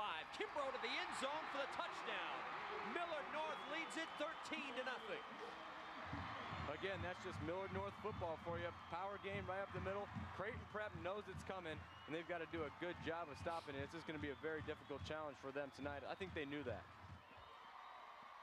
See that block right there by Shillito, 69. He just took the pins right out from under Craig Parent and the defensive line. Another look at it, Eric. Keith Lloyd kind of leading the way, too, as a fullback there, just kind of pounding through, making sure Kimbrough gets. Last year, the Class A State Championship, a little different story than what we have developing here tonight. A 38-7 win last season for Millard North, but now the Mustangs down by 14. We'll get down to Larry Putney now. He's standing by with the Jays head coach, Tom Jaworski. Thanks, Kevin. Tom, things went well that first half. Not much to complain about. Yeah, we got a 14-0 lead, and that's obviously good. They're moving the ball a little bit too much on with power football, but we're hanging in there. As long as we don't want to give them the big one, obviously, and you know, we've taken advantage of some, you know, the fumble and the good 4th down tackle by Andy. So those are big plays in the game. Shorten up the field, certainly. Offensively, you're really controlling the line of scrimmage. Well, offensively, we're doing okay. We just got to be able to move the ball a little bit better, and we got to get the ball. We got to hopefully turn them over a little sooner and get our offense on the field. But on that same tone, our defense is hanging in there, too. Thanks, Tom. Thank you. Indeed it is, Kevin. Their defense providing the opportunities for the Prep offense to take over, good field position, and take it out and score. And Millard North is kind of interesting, that flashback we had. Corey Shillito was the main blocker on that touchdown run. And tonight he has been just a force with Millard North running the football, getting that running game back in shape. Shillito at 6'1" at 240, playing that left guard. So that whole bunch is incredibly big, and I expect them really to torque it up here in the second half and move it against Prep. We'll see if that happens.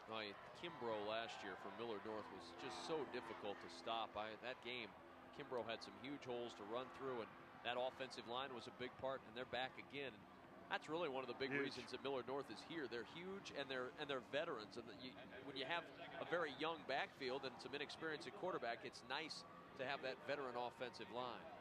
This year marks NETV's 50th anniversary. It was in 1954 when NETV signed on for the first time. Now, 50 years later, we continue to serve the entire state with public TV, radio, and educational media. Thank you, Nebraska, for 50 years of support to NETV. Wily veteran coach there at halftime, though. Up 14-0 in the state championship game, but there's always things they can improve on. They're getting too much offensively, even though they haven't got into the end zone. Just funny to hear a coach like that. Always can improve. Always can improve. Have you ever met a satisfied coach? I don't know that I have. Never have and never will. No. They're always looking for the edge. Got to have that edge. So, Kevin, you mentioned about the senior leadership earlier on in the broadcast. That Millard North line is all senior except for the center, Jared Barrick. And everybody else is in the senior class. Great leadership.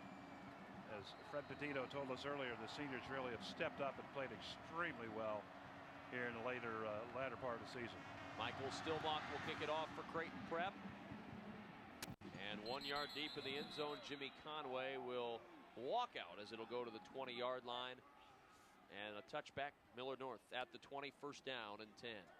Can't run it out of there. In college you can, but in high school, once it crosses a plane, it is dead and comes out to the 20. So at the 20 is where Millard North will go to work. First down and 10.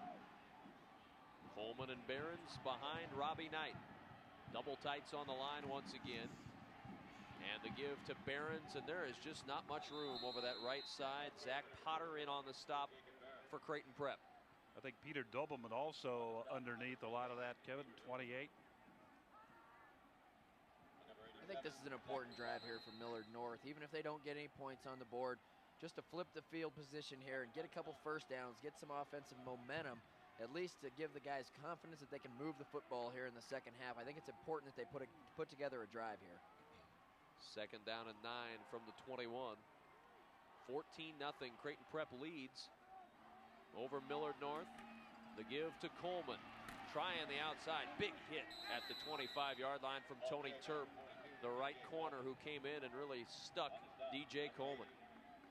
Excellent receiver, Tony Turp. Also an excellent corner here, playing that right corner. Make sure the play stays inside. You see a lot of white jerseys to the inside there. If he happens not to make that tackle, then his buddies will. But great hit by Turp. Third down, 5 for Millard North at their own 25-yard line. A look at DJ Coleman, 11 carries, 55 yards tonight for the sophomore tailback. To throw, Knight floats it over the top. Catch is made at the 35-yard line. David Thorson to the 37. First down for Millard North on the first pass they've thrown all night. Great touch right there from Robbie Knight. You can see the first pass play. Nice lefty spiral, lobs it right over the top of the defender there. And Mike McClay could not quite make the play there, and a nice catch for the first down, David Thorson. Surprised him right at the right time. Great call. I don't know if it came from the bench or upstairs, but whoever made it, great call. First down and 10, ball on the 37-yard line. Millard North keeps the drive going. Coleman gets the carry, working to the outside. Coleman held up as he got to the line by Cameron LaFleur, who just got a hand on his jersey, and that slowed Coleman's turn of the corner and allowed his teammates to finish him off. Just a 1-yard gain. Again, Anthony Turp coming up, Kevin, from that corner spot to make the hit once LaFleur. LaFleur is number 35 here. He's got a handful of jersey right there, and there's Turp coming in. Well, and McClay gets a shot too, Michael McClay. Everybody's in on this party. Holding up DJ Coleman, and people just beating him like a piñata. Yeah, DJ's not happy about the dance, but everybody else is. 1 second on the play clock when they snap it. The option toss to Coleman around the corner. Not a lot of running room. McClay again finishing off Coleman after a pickup of 3 to the 41-yard line. Creighton Prep pretty good lateral speed as they're able to cover the edge. You bet. And that's what that play has to have on offense. You've got to have speed to the outside. That's what made Oklahoma so great running the option play, and Nebraska, when they had speed in the backfield, running the option play so well. You've got to have speed to get that pitch man to the edge, and then, of course, the quarterback and the pitch man need that good relationship. A good pitch, they had it there, but man, Creighton just came up, Matt, and just filled it up. 3rd down, 6 from the 41-yard line. The give to Behrens, working up the middle. Behrens, no running room. 2-yard gain, and that is all. Closed down once again, and who's leading the charge? Andy Keith, the guy right there to stick Jake Behrens. He's been all over the field tonight, guys, offensively running the football and defensively making plays from his linebacker position. Another punt here from Millard North, but at least they got a couple first downs there, guys. It wasn't a totally stalled drive. They got a couple first downs and won't give Creighton Prep great field position.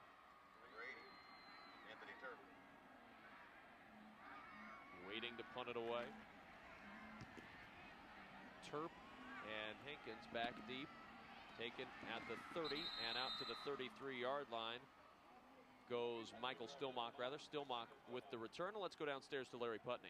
Thanks, Kevin. You know, before the game, we talked to Tom Jaworski about last year's championship game in which Prep lost 38-7 to Millard North, and just ask him, you know, does that have any bearing on this game at all?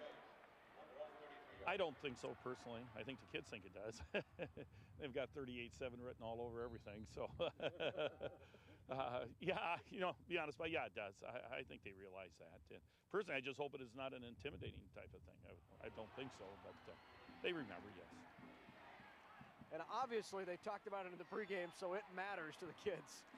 No question about it. When you get beaten in the state championship game 38-7 and you have a chance to beat the team that did it to you last year, you remember it and you want to get a little bit of revenge. Yeah, revenge.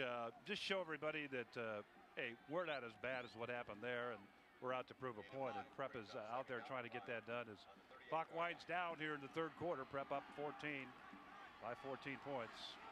2nd down 5 from the 38-yard line. Gorski with the give. Straight ahead, Andy Keith into the secondary again. Keith shedding a tackle for the moment. Finally able to bring down Keith is Nate Hiller at the Millard North 45-yard line. Nate Hiller should have bought a pass. He's been riding Keith all night long. And if he doesn't make that play, Kevin, it's another touchdown for Keith. Breaks a couple tackles through the secondary. Great burst for a big fellow once he gets through the line. Nice burst getting upfield, and Nate Hiller finally makes the play after a big gain. And the blocking up front, tremendous by Michael Brown and Craig Parent, Joel Peterson. Terrific blocking on that left side. On the 45, Waring up the middle, and Waring ahead across the 40 to the 39-yard line. 6-yard pickup for Mark Waring. And just big chunks of yardage on the ground right now for Creighton Prep. Take a look here at the linebackers. Handling up front. Linebackers trying to get to the outside. They both get caught in. They both went right on that play. And he cuts back. Play designed to go left. He cuts back to the right and picks up good yards, 2nd and 4. 39-yard line of Millard North. Creighton Prep on the move again, leading 14-0.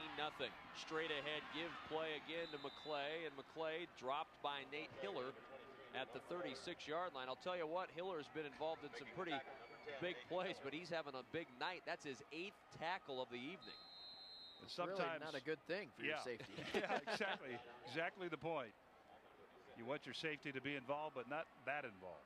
No, leading tackler, you don't want him to be. What's Hiller? Hiller's about 180. 6'1". 6'1", 180. Keith is about 220. I know I'm putting my money on. Gorski on the sneak on 3rd and 1, and he's got the first down as he moves it across the 35 and down near the 34-yard line. Dan Gorski at 6'4" and 194 pounds. Strong kid, good speed, 4'9" in the 40. He is rated as the number 8 prospect in the state of Nebraska this year, being recruited by Kansas, by Harvard, and a chance perhaps even to walk on at Nebraska. 1st down and 10 from the 34. Give again straight ahead. Keith, another big hole into the secondary. Keith into 10, fumbles the football. Ball is loose at the 10-yard line, and it's scooped up at the 3 by Creighton Prep. They keep the possession. I think it was number 40 that got it, Greg Esposito. Look at the blocking right there. Just incredible blocking by the Creighton Prep offensive line. And then it's just bull running right here. Yeah, number 40 for Creighton Prep, Esposito. Looked like Behrens may have just poked that free. Just the very end as Keith went by. Gorski on a quick sneak. And Gorski down at the 1-yard line.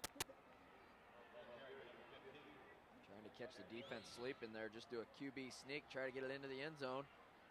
Got it down to about the half-a-yard line. Okay, who's going to get it, man? Well, I'd give it to Keith, but what do I know? I'm just some dope in the booth, but I would give it to Keith. Gorski they might get him one here. Sneak it again. Keith's got 2 tonight, 9 carries, 133 yards. Second down and goal, and it is Gorski on the sneak. Does he get in?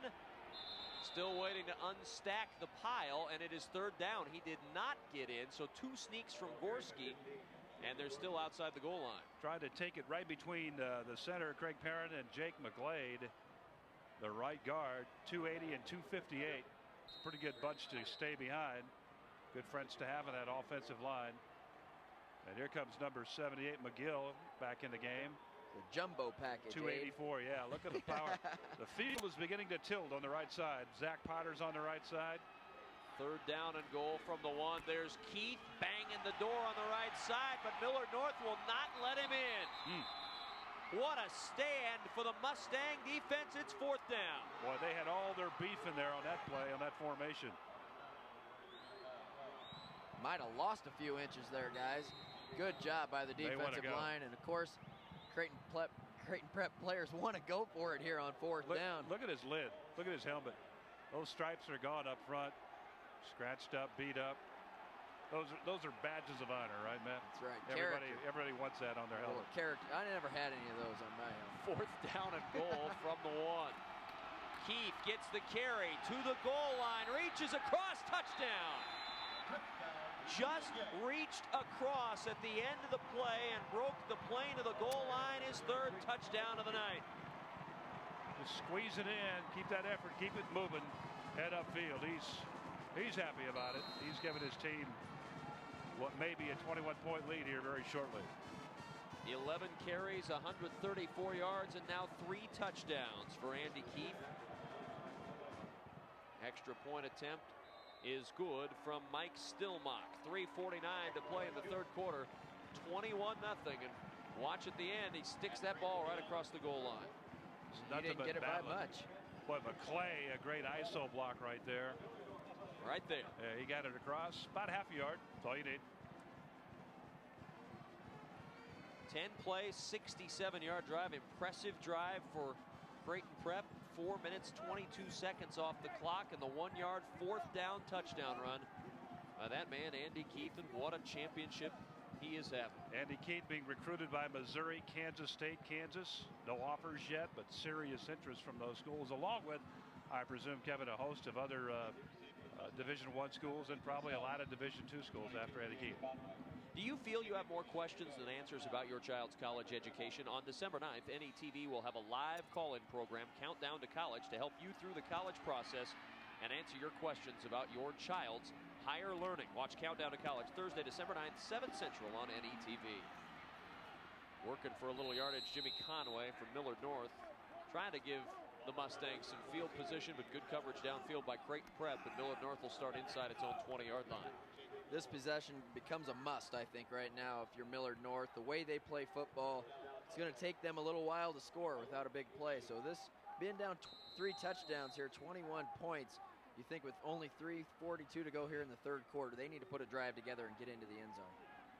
At the 18-yard line, they're 82 yards away from that touchdown. Behrens and Coleman will get it on the toss. Behrens leading out front. Coleman across the 25 and down near the 29-yard line. Should be a first down. 11 yards on the gain for DJ Coleman. Kevin, you called it. Behrens leading out front. Watch 34. Right here. Going to take Terp out of the picture. Adds about 5 yards to the run. So a good gain for Coleman. 14 carries, 70 yards tonight for DJ Coleman. And a good start to the drive for Millard North. First and 10 on the 29-yard line. Double tights again. They'll be in that formation all night long. At the 29-yard line. Backs in the eye, the give. Looking for running room. Behrens, not much there. Met in the hole, Greg Williams, who's having a very nice night. Also Cameron LaFleur for Creighton Prep. Straight up under the chin. Second down 7 at the 32. 2 minutes, 58 seconds left, third quarter. 21-0. Creighton Prep in the Class A state championship. You know, Matt, if they cannot get a touchdown here with 2:48 and counting, then you're right in terms of the throw the ball, and because the clock is then the enemy of Millard North. If they get something here right now, move the ball down the last 2:42. Here we go. Coleman to the right side, across the 35 to the 36-yard line. He'll pick up 4, and it's 3rd and 3 coming up for Millard North. Get the touchdown here in the third quarter, make it a 2-possession game, then they can still stay in their normal offensive game plan. But if they don't get one here and go into the fourth quarter down by 21, things change a little bit. The psychology of the game changes a little bit for Millard North, and they might start to press a little more, maybe throw the ball a little bit more than what they want to. But still time to do it here with 2 minutes, almost under 2 minutes here.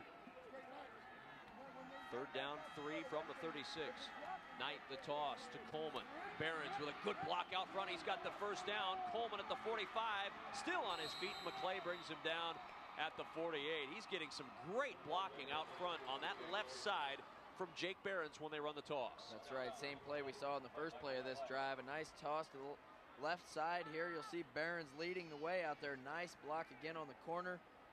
Good job by Coleman using that speed, get to the corner and get a couple extra yards there at the end of the play. And likewise, excellent pursuit by Creighton Prep to keep Coleman on the field and not down in the end zone. McClay made his 15th tackle of the night on that play for Creighton Prep. Flags are down. And we'll mark that one off as Millard North discusses it with the referee. The clock ran out, I believe. Nope, offsides against Millard North. It looked to me like they lined up offsides, guys. They were right straight down in front of us. It looked to me like they actually, a couple guys on the left side of the offensive line there had lined up with their helmet in the neutral zone. That's how they're making such big yardage on the left side. They're getting a head start.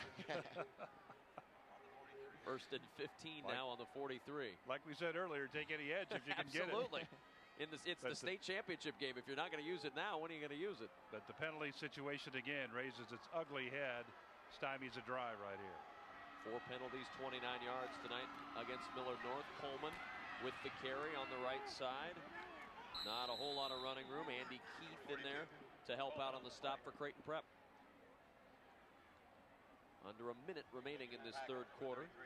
And a 2nd and long, and this is uncomfortable yardage now for Millard North, 2nd and 13. Yes, it is, and you're going to have to see Millard North now trying to get the play in a little bit quicker, not let the play clock run down inside 10 seconds every time. Try to get a few more plays off. 2nd down 13 from the 45. Up the middle, Behrens to midfield, a 5-yard pickup, but still well shy of the first down. It'll bring up a 3rd and long for Millard North. That may be the final play of the third quarter. Nothing but power again, and we're used to seeing that the last couple of games. No different here tonight as both of these teams running excellent power football. Clock continues to wind down. Last play. Millard North will get one more play off. 3rd down and 9 from the 49-yard line of the Mustangs. Toss play right side, Coleman. Nice cutback. Wrapped up, though, just into Prep territory. Keith and McClay combine on the stop. And the third quarter comes to a close. We've played 3 in the Class A state championship game. Creighton Prep in control. They lead 21-0.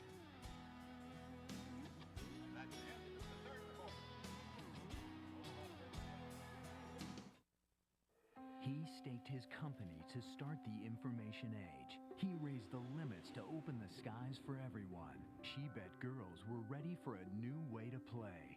3 gamblers who risked it all. They made America.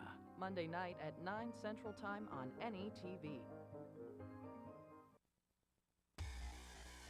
The best in high school and college sports is on NETV. In lane 6, Pearson with the lead, 13-0. She is just on fire here. She's From volleyball to basketball, football to hockey, NETV is Nebraska's home for sports.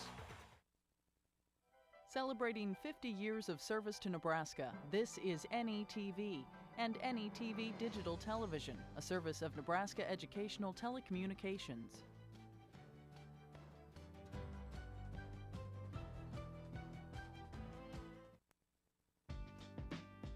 NETV sports coverage of the 2004 Nebraska State High School Football Championships are brought to you in part by NPPD, always there when you need us.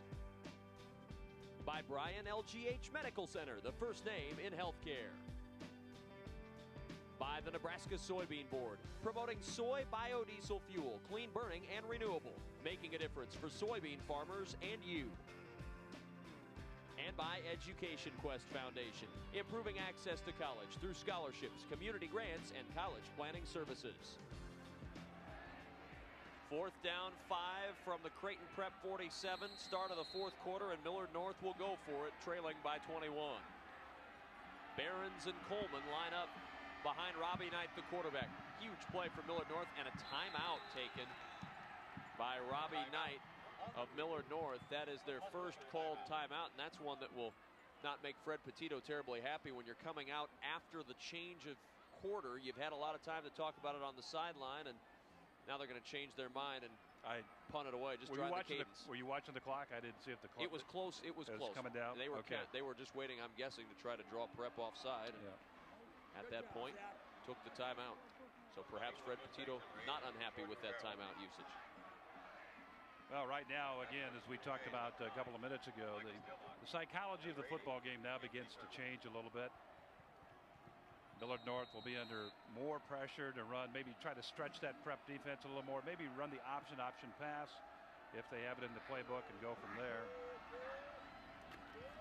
Anthony Turp and Michael Stillmock waiting for the punt. Stillmock takes it at the 9. Up the sideline, Stillmock to the 20-yard line. And a nice return for Stillmock. Let's go downstairs to Larry Putney. Well, thanks, Kevin. You know, one of the more tragic events, as everybody across the state knows, is the fate of Brady Barron, who was playing in a game for Lincoln East earlier this year, suffered a head injury. Now on his way to recovery, which is the good news, and we're joined now by John Gingery, the Lincoln East head football coach. How is Brady doing? He's doing better. We're encouraged by the progress he's made. He's been on a walker. He's been feeding himself. He's starting to put sentences together. So the outlook is good. So we're encouraged by that. And you told me he's recognizing mom and dad, and he's on his way back. He knows his mom and dad. And he knows his brothers, and he's starting to get some of his memory back, and we're excited about that. So hopefully everything stays on the even keel. That's certainly great news, and I know everybody around the state wishes Brady the best, and everybody's been praying for him for so long. And there's so many things going on to help Brady and the Brady Barron Foundation. And I know some kids were going out, they were raising money over Halloween, and just recently you had a fundraiser. What else is coming up to help Brady? Well, there's a dance tonight, as a matter of fact, I was supposed to be at, but I had to come down here. So there's continually, we're trying to get some things going where we can continue to pump some money into it, because you know it's going to be expensive, and hopefully we can defer some of those costs. But you know, the family wanted me to be sure and say thank you to everybody across the state, across the country. They've had people from all over the country go to Brady's website and buzz in. I think he's had over 37,000 hits on that website. So why don't you give us the address? It's www. Can I put you on the spot? Caringbridge dot BradyBarron.org. .ne.org. Okay. So yes, you did. That was good. But yeah, that's it. And they've had about 37,000 hits on that thing, and people have just been wonderful across the state. Other football teams have chipped in and sent checks, and it's just been amazing, the outpouring we've had from the state of Nebraska. Thanks, John. We appreciate you coming on. Thank you.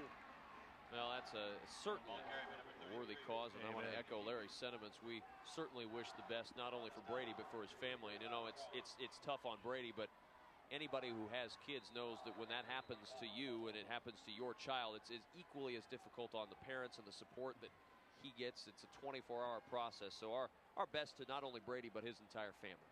Absolutely, right. Kevin. We hope the best for him. And, you know, football's a great game. Unfortunately, sometimes there's injuries that happen, and we can just hope the best for him, and he has a full recovery.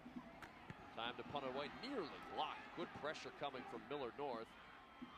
And And a fair catch called for and made at the 38-yard line. And Millard North will get it back. A good stand by their defense on 3 and out.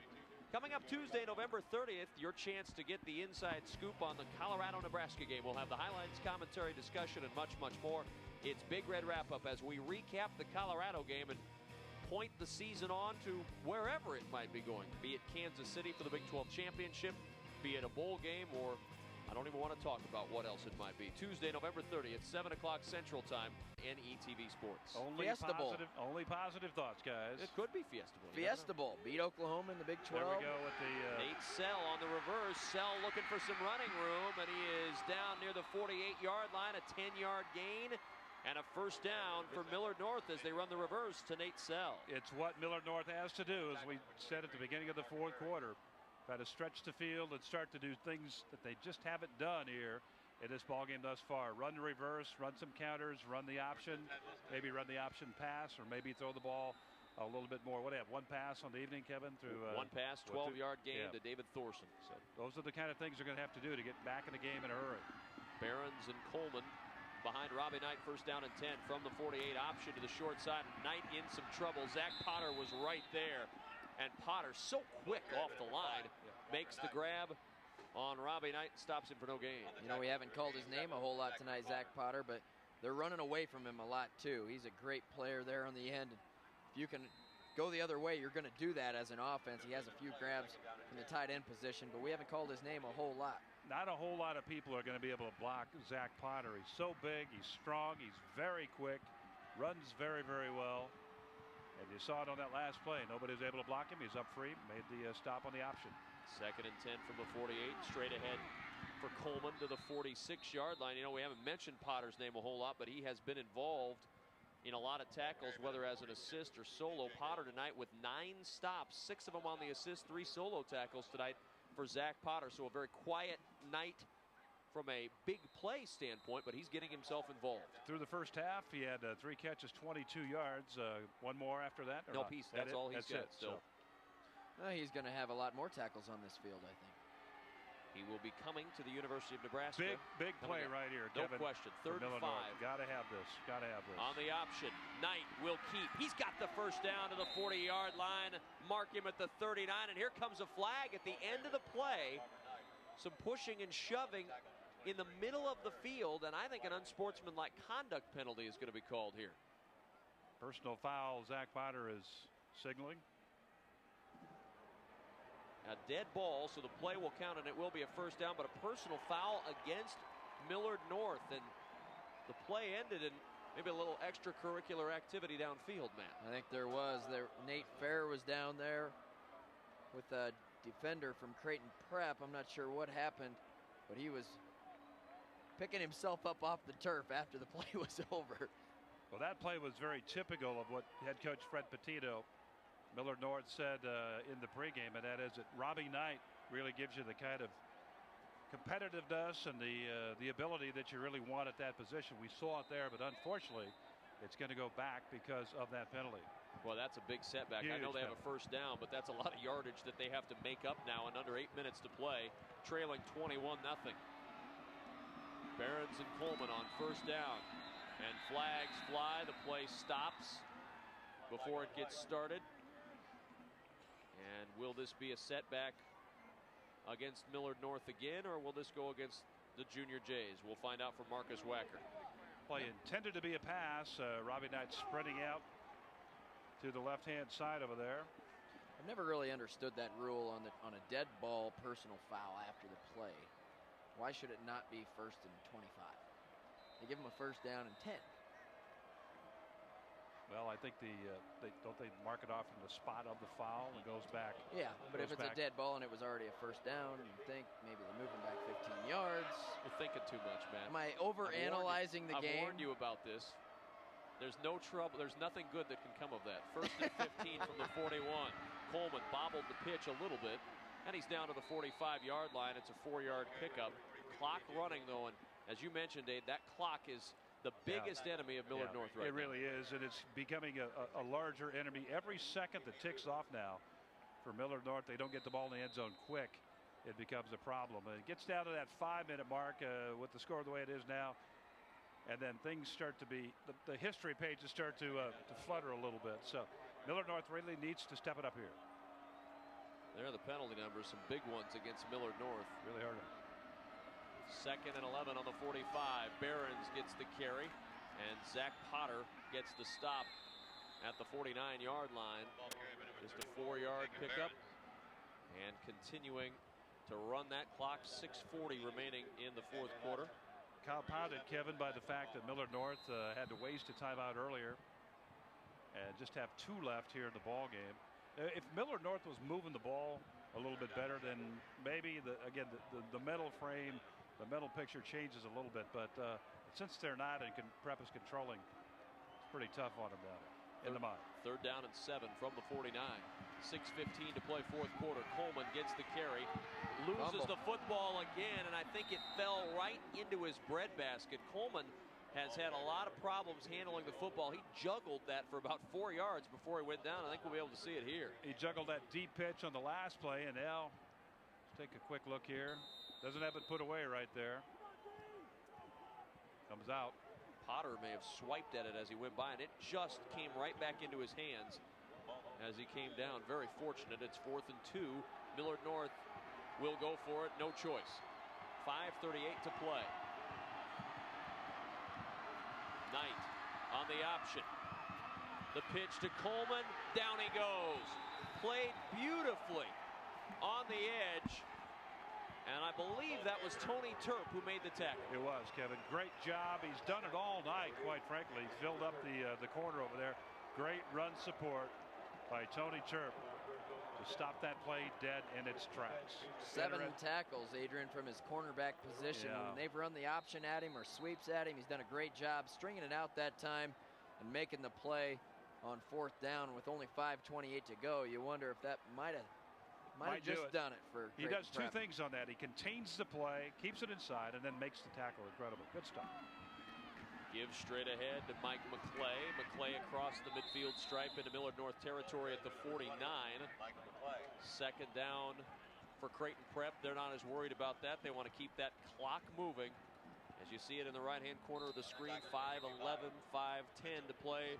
Tom Jaworski closing in on his 9th state championship. Creighton Prep, perennial power in Class A. It's been a few years, 99 the last time they won it.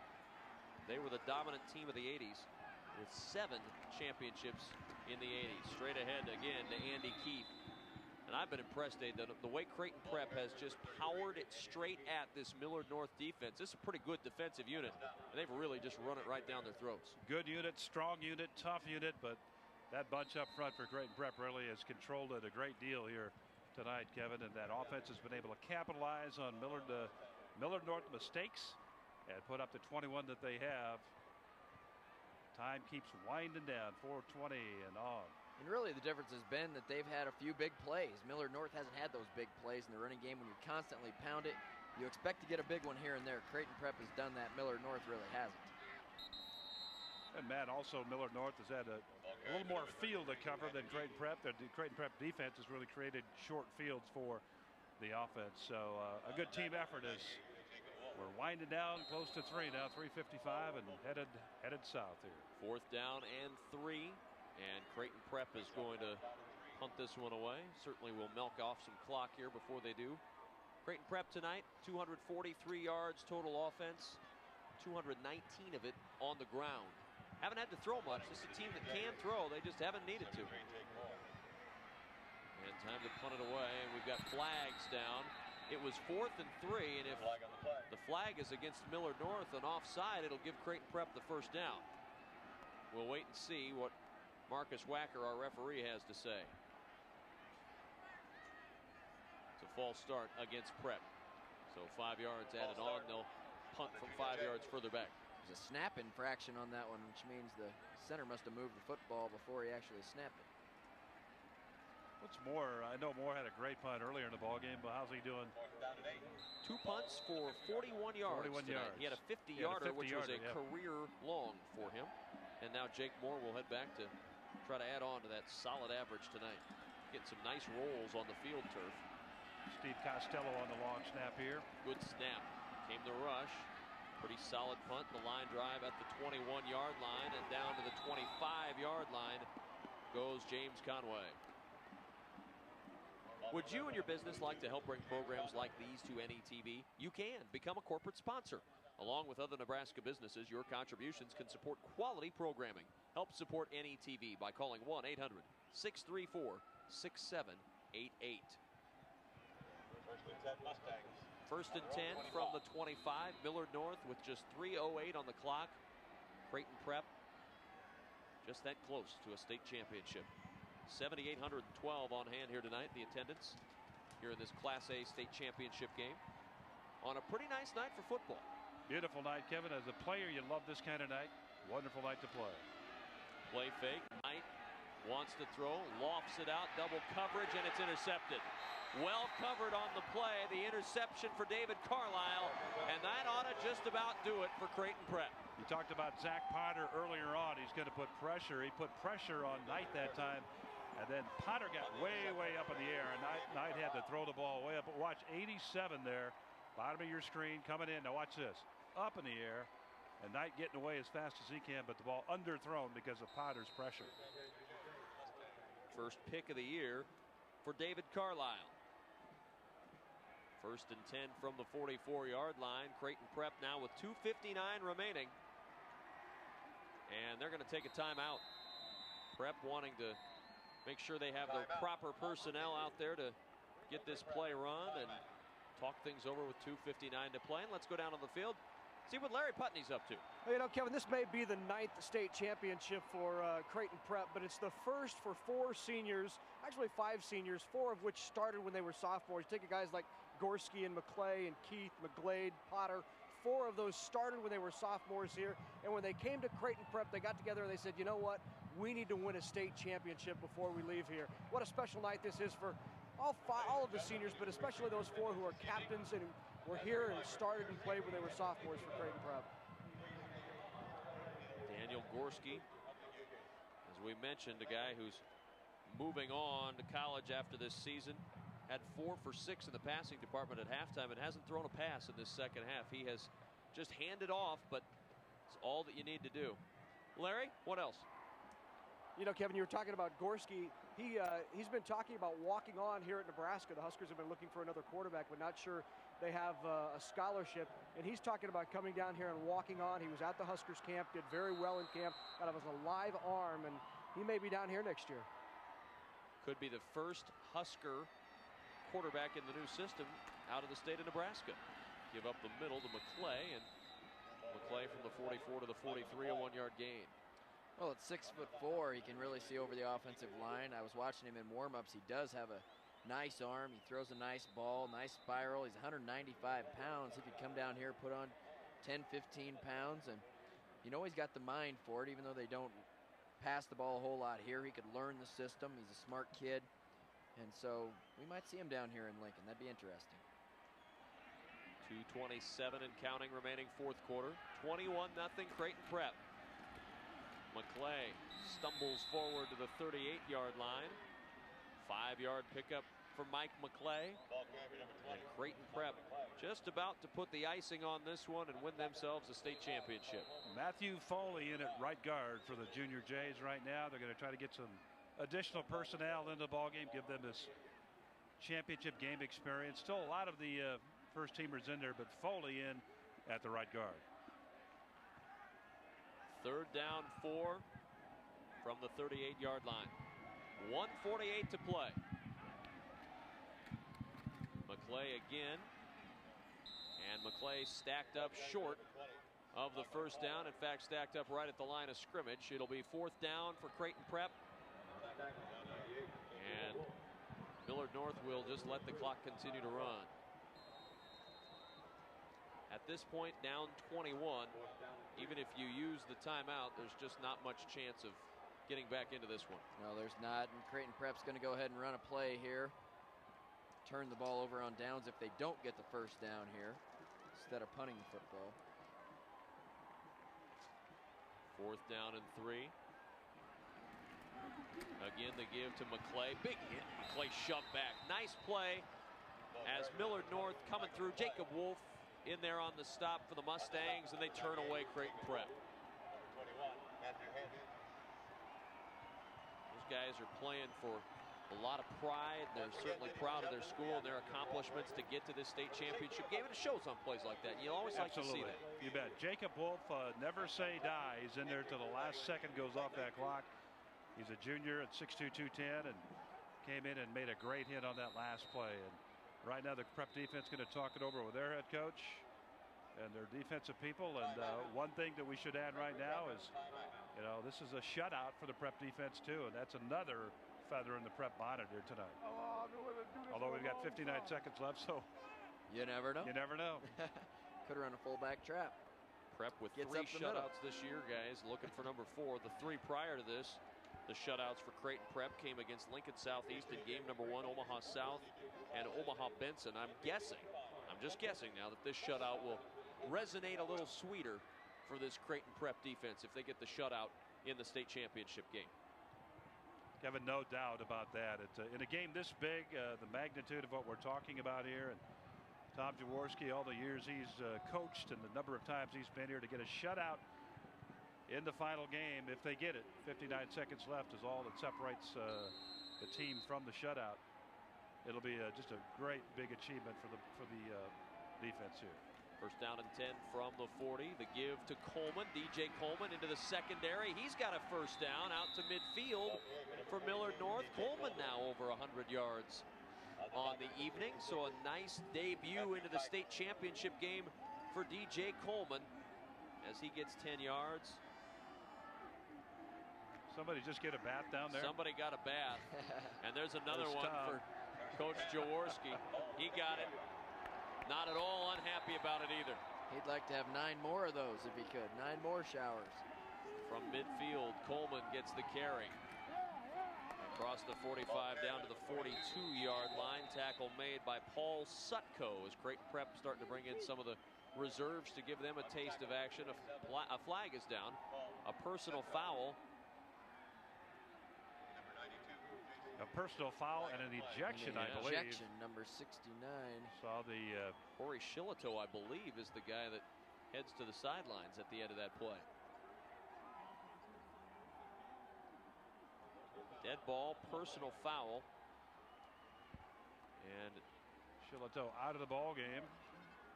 Undoing the tape, shaking his head. A little frustration, obviously, at the end of this one on the Millard North side.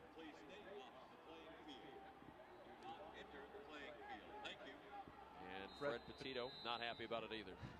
What a year he's had, though. What a year his team has had. 3-6 going into the playoffs. They qualified. Come back and win 3 against teams that beat you earlier. That's just remarkable in and of itself right there. It's so tough to beat a team. But, wow, what a great job he's done this year to pull it all back together. Second down and long. Coleman the carry again. Coleman across midfield. Breaks a tackle down the sidelines. Coleman's got great speed. He's going to take it to the house. Touchdown. The shutout gone with 7 seconds remaining. No flags on the play. DJ Coleman into the end zone for the 4th time this year. Amazing. Just amazing stuff. I guess you're not supposed to talk about shutouts till they're in like no-hitters, but that would seem to be there. But Coleman, they brought him up for the speed, and he used it right there. Great effort. Never say die. Wow, long run there. Add to his stats a little bit here. Not going to make him feel any better when the game's over, but probably not a good feeling for the Creighton Prep defense to give up one right there at the end. They would have liked to have a shutout, I'm sure. They had a few. It is good. 7 seconds remaining. Let's watch this run again. This is a future star of the Millard North running game. They're probably going against a couple of the second and third teamers there also. And there's a missed tackle right there. That was number 88, as you see for Creighton Prep, Nicholas Naval. And then just a lot of speed from Coleman to the end. And he dives into the end zone to make himself a little bit of a flourish. So DJ Coleman, the sophomore, still having some fun. A little smile on his face as he gets some congratulations from his teammates saying, hey, DJ, nice job. Way to get into the end zone, break up the shutout. Build on next year because DJ's got a lot of football left for Millard North. He does. A bright career with that speed. He'll learn how to handle the ball just a little bit better, hang on to the football and put it away on runs, and he'll do a great job for Millard North. Millard North going to try the onside here with 7 seconds remaining. You'd say in this situation, well, you never know, but boy, with 7 seconds and down 2 touchdowns, I'm not sure how they would come back. But why not try? Onside kick, bounces up and covered at the 49-yard line for Creighton Prep. Good work, good hands from David Carlisle to cover that football. And with 6 seconds to go, Prep will just need to snap one time, and that should just about do it. Dewey Kennison in now at quarterback for Creighton Prep. Kennison looking to the sidelines for the play. Tom Jaworski saying, I'm wet and cold. Call what you'd like. Let's just get her done. Get her done. Midfield stripe, first down and 10. Backs of the eye. Kennison backs up, and he'll take a knee.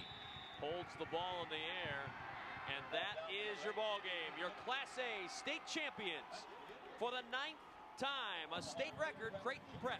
21-7 the win over Millard North. Fred Petito, 3rd straight year they've made it to the title game. Congratulations to Millard North, but congratulations to Tom Jaworski and Creighton Prep. They're your champions, 12-1 on the year. They beat Millard North twice this season. The 2nd time wins them the title. They really played the game the right way tonight, guys. Very physical football team, Creighton Prep. Defensively, they tackled the football well. They pursued to the ball well. And offensively, they were strong up front. They ran the ball hard. Andy Keith had a great night. Congratulations to Creighton Prep. A celebration beginning, and it'll last all weekend long at least for Creighton Prep, the champions tonight of Class A. We've got the awards presentation coming up next. Creighton Prep, your Class A state champs, 21-7 the final.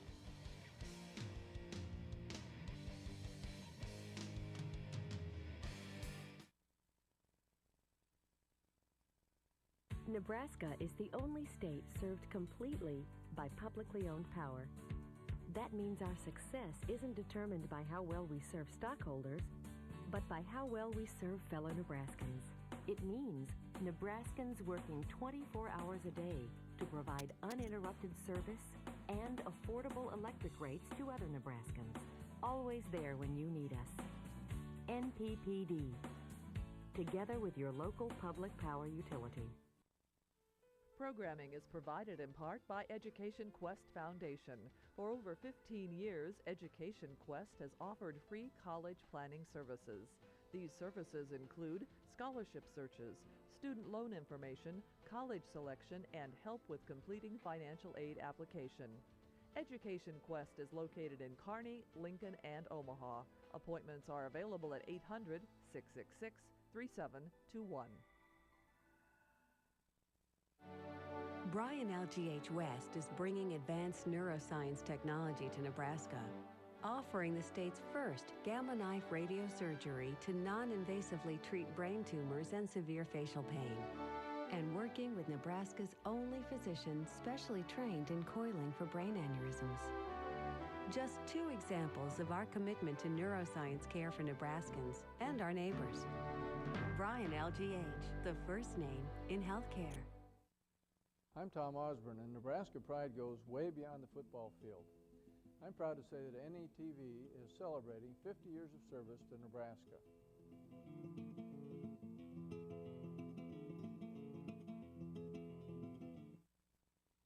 From the University of Nebraska-Lincoln, this is NETV and NETV Digital Television, celebrating 50 years of service to Nebraska.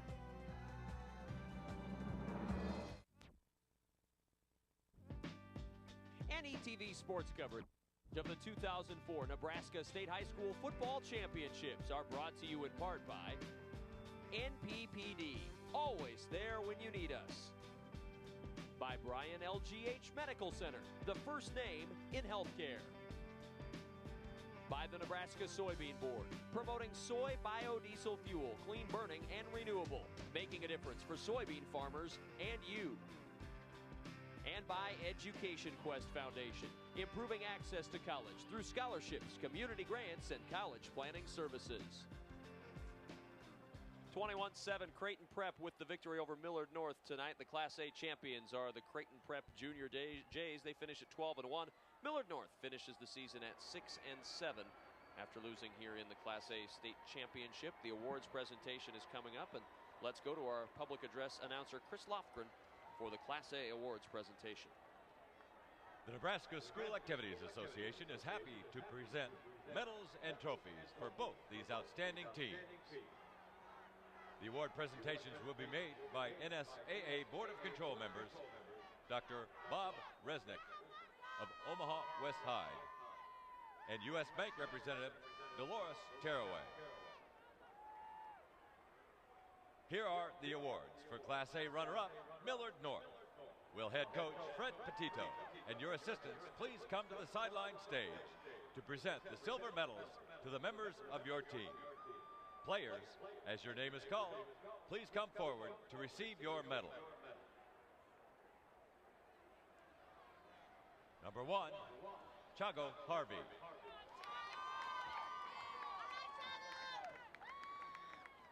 Number 2, Daniel Knight. Number 3, Jermaine Foster. Number 5, Robert Knight. Number 6, Zeb Adams. Number 7, Nathan Sell.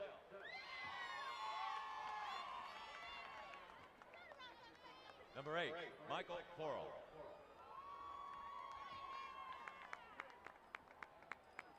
Number 9, Daniel Henkins.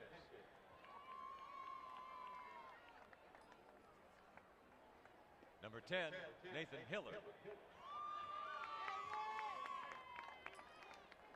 Number 11, Nicholas Argyle. Number 12, Jacob Finicum. Number 13, Austin Williams. Number 15, Andrew Pettinger. Number 18, Tyler Tran. Number 19, Jeffrey Tarpinian. Number 20, David Hofek. Number 21, Matthew Hansen.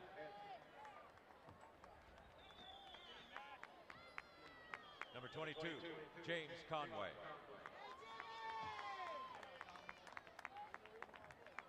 Number 23, Matthew Clark.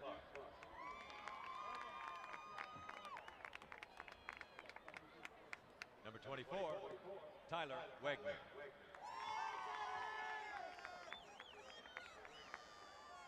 Number 25, Paul Homer.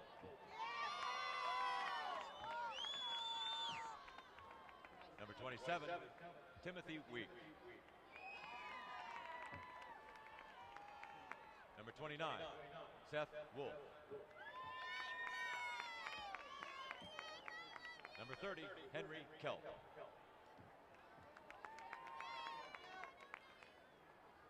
Number 31, Brett Guderian. Number 32, Derek Beard. Number 33, Kenneth Safer. Number 34, Jacob Barrett. Number 40, Sean Fisher.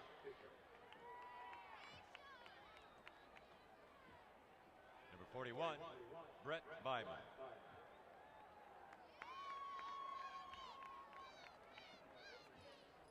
Number 42, DJ Coleman.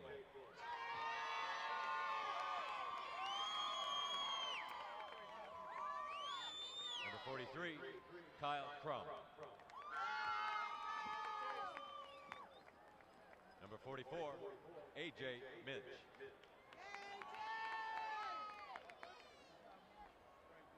Number 45, Travis Hope. Number 47, Chip Leddy.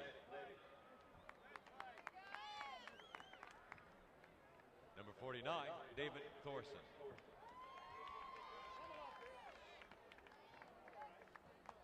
Number 51, Michael Caputo.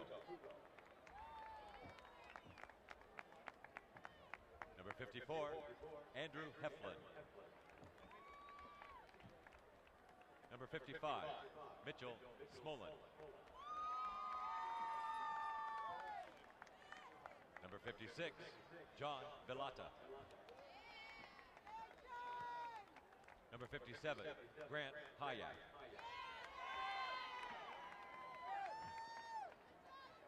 Number 58, Sean McCardle.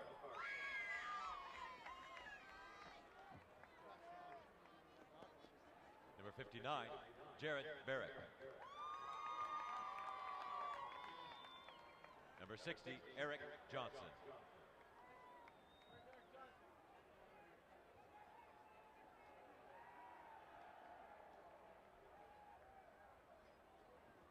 Number 64, Peter Botkin. Number 65, Danny Wages. Number 66, Timothy Pulveretti. Number 67, Jared Donahue. Number 68, Ryan Owens.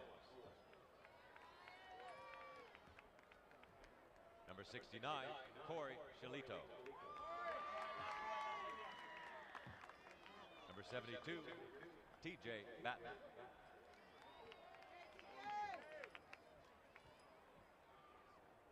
Number 72, Mitchell Chitwood.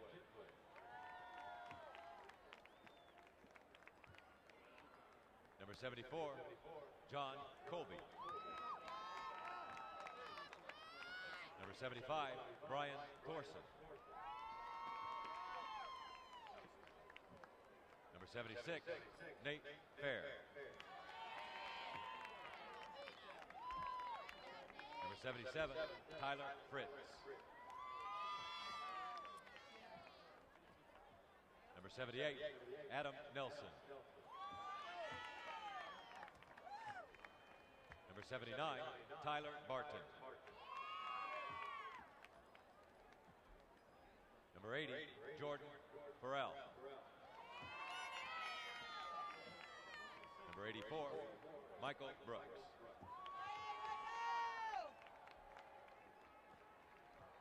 Number 88, Jason Case.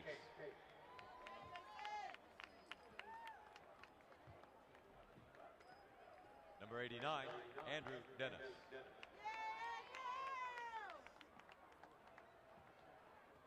Number 91, Camden Arnold.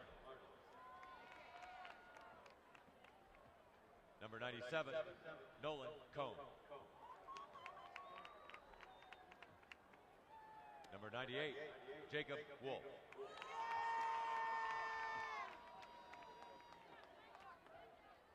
And here is the 2004 Class A runner-up trophy. Congratulations, Millard North High School. Well, certainly a disappointing finish to a great run through the playoffs for Millard North, but a real accomplishment just to get to this Class A state championship for a third straight year. Kevin, you bet they really had some problems early in the year, got those resolved, and came back and beat everybody in the playoffs that they lost to. Well, 3 of the teams they lost to in the regular season. And Fred Petito said, you know, I really felt good about our team. We wanted to go undefeated in November. They almost got it done here. They're just 14 points short of Creighton Prep here in the final game. But Fred Petito and his gang, great year. You know, we were looking at their people taking the medals and whatnot, and looking at next year and the year after, and they're going to be loaded again next year, Kevin. So we'll expect to see them somewhere close to the finals, if not in the finals next year again. Kind of a coming out party tonight for sophomore running back DJ Coleman. 26 carries, 182 yards, and a touchdown, Matt. He'll be back next season and a chance to see what Millard North can do. I bet you they'll be back not in the not too distant future here in this Class A state championship game. Let's go back to Chris Lofgren to crown the champions from Creighton Prep. Now to the champions from Omaha Creighton Prep High School. First, head coach Tom Jaworski. We have a special award for you. Now, Coach, would you and your assistants hand out the gold medals to the members of your championship team? Players, as your name is called, please come forward to receive your medal. Number 8, Dewey Kennison. Number 9, Michael Stillmont. Number 10, Joshua Perot. Number 10, David Haysbrook. Number 11, Tommy Reaver. Number 12, Marquise Spencer. Number 12, Tyler Dare.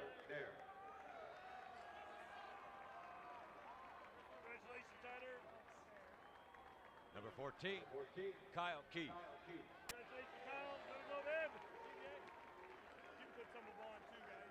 Number 15, Daniel Jorsky.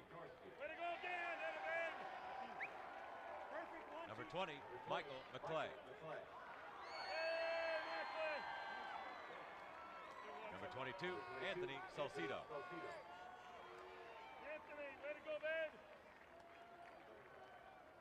Number 23, Mark Waring.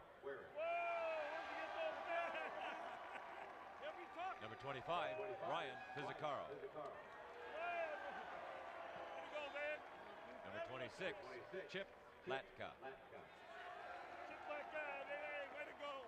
Number 27, Paul Shutuko. Number 28, Peter Nobleman.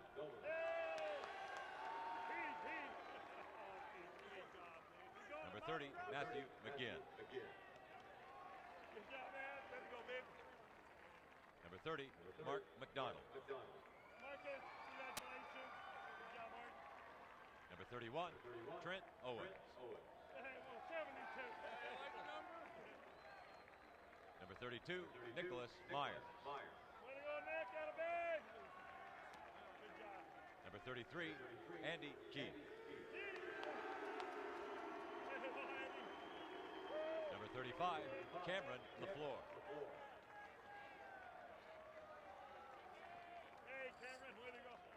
Number 40, Gregory Esposito. Good job, Greg. Congratulations, babe. Number 43, Thomas Ullman. Congratulations, Thomas. Good job, partner. Number 44, Taylor Carter. Taylor, good job, partner. Great coaching you, babe. Number 45, Eric Grucock. Congratulations, Eric. Next year, too. Let's go. Number 50, Drew Hansen.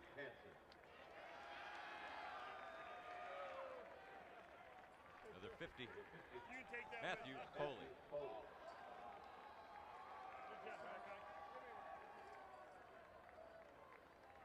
Number 52, Kenyon Chivel. Congratulations, Kenyon. Been great all year.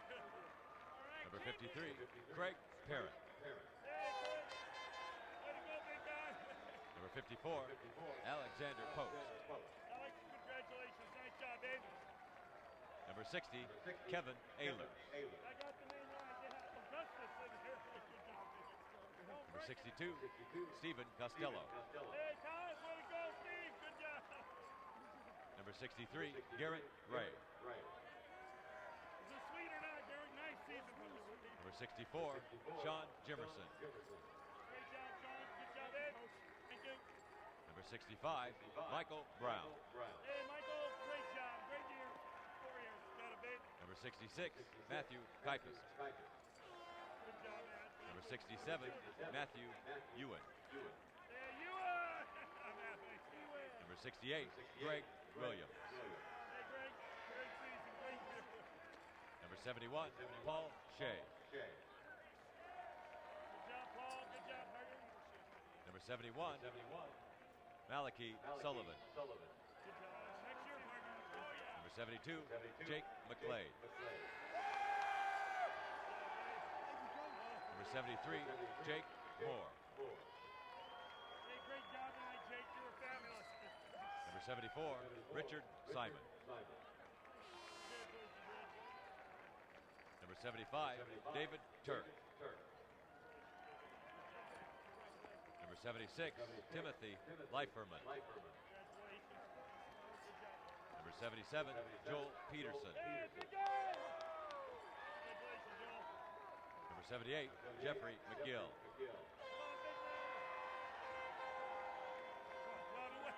Number 80, Anthony Turk. Hey, Tony, great season, Hardy. Number 80, John Bruckner. Good job, John. Number 82, Daniel Glassman. Number 83, David Carlisle. Fabulous year, man. Number 84, John Spalek. Congratulations, John. You're great. Doing great. Number 84, Joseph Alvin. Good job, Joe. You should have your brother. Number 86, Thomas Kinsella. Number 87, Zachary Potter.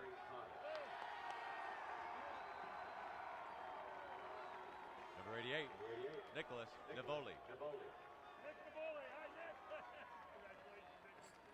Number 90, Scott Esch.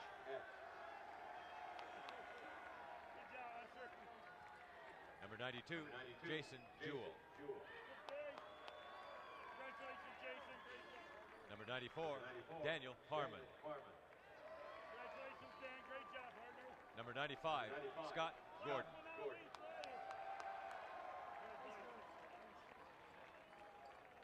And now, for these outstanding athletes and their school, here is the 2004 Class A State Football Championship Trophy. Congratulations, Omaha Creighton Prep High School.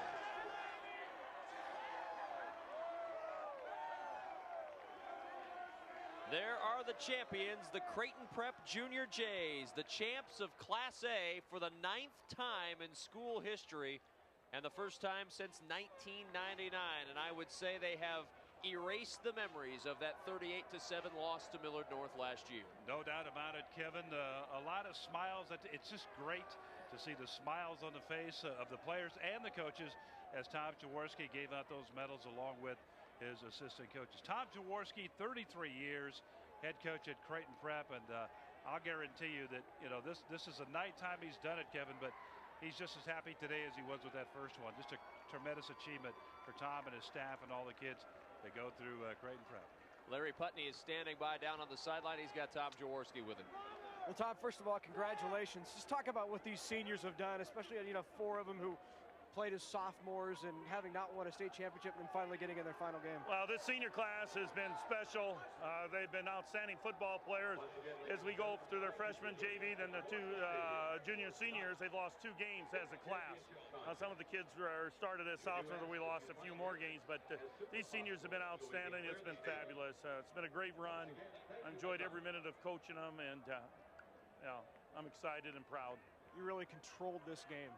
Yeah, I thought we did. I mean, they moved the ball and got some yardage on us and ended up with more yards. Of course, some of that was that long run at the end of the game. But we did what we wanted to do. We shut them down, controlled them with our defense, Lindgroff, and he just did a great job, and our kids up front. And then our lines on both sides of the ball played well. And the little quick hitters and traps off tackle to Andy and up the middle were obviously big plays for us. This is Prep's 9th state championship. You've been there for all of them. How many more you got in you? My wife says I got to keep working. I don't know. I'll just savor this one and plan for next year. I know I'll be working, and I love coaching, so this has been fabulous. Congratulations. Thank you very much. We're going to grab Zach Potter and also Jake McLeod's here. Jake, pop it over here real quick. You gave a very impassioned speech before the game in the locker room. Talk a little bit about how you've been the motivational leader for this team, how you got these guys going. They get themselves going. I mean, I just seem to say the right things to get them that twinkle in their eye. just sort of as a spur of the moment thing. Whatever's on my mind, I let go. I have that kind of quality about me. How special has this senior class been? I mean, you talked about the 4 guys you've had who, started as sophomores, and you guys really sat down when you started and said you wanted to win a state title. Talk about this senior class. This senior class has been through the thick and the thin. I mean, we've been through it for, all 4 years. Most of these guys haven't left the same team. So we really came together this year, and we were a senior-dominated team, but we did well. Congratulations. Thank you. I'm going to grab Zach real quick. Zach, you'll be out here playing next year. This is maybe a preview of your success to come. I hope so. I hope we can have success like this next year. We got a great class coming in, and hopefully we can do it. Talk about how you guys dominated that line of scrimmage and really controlled that very potent offense.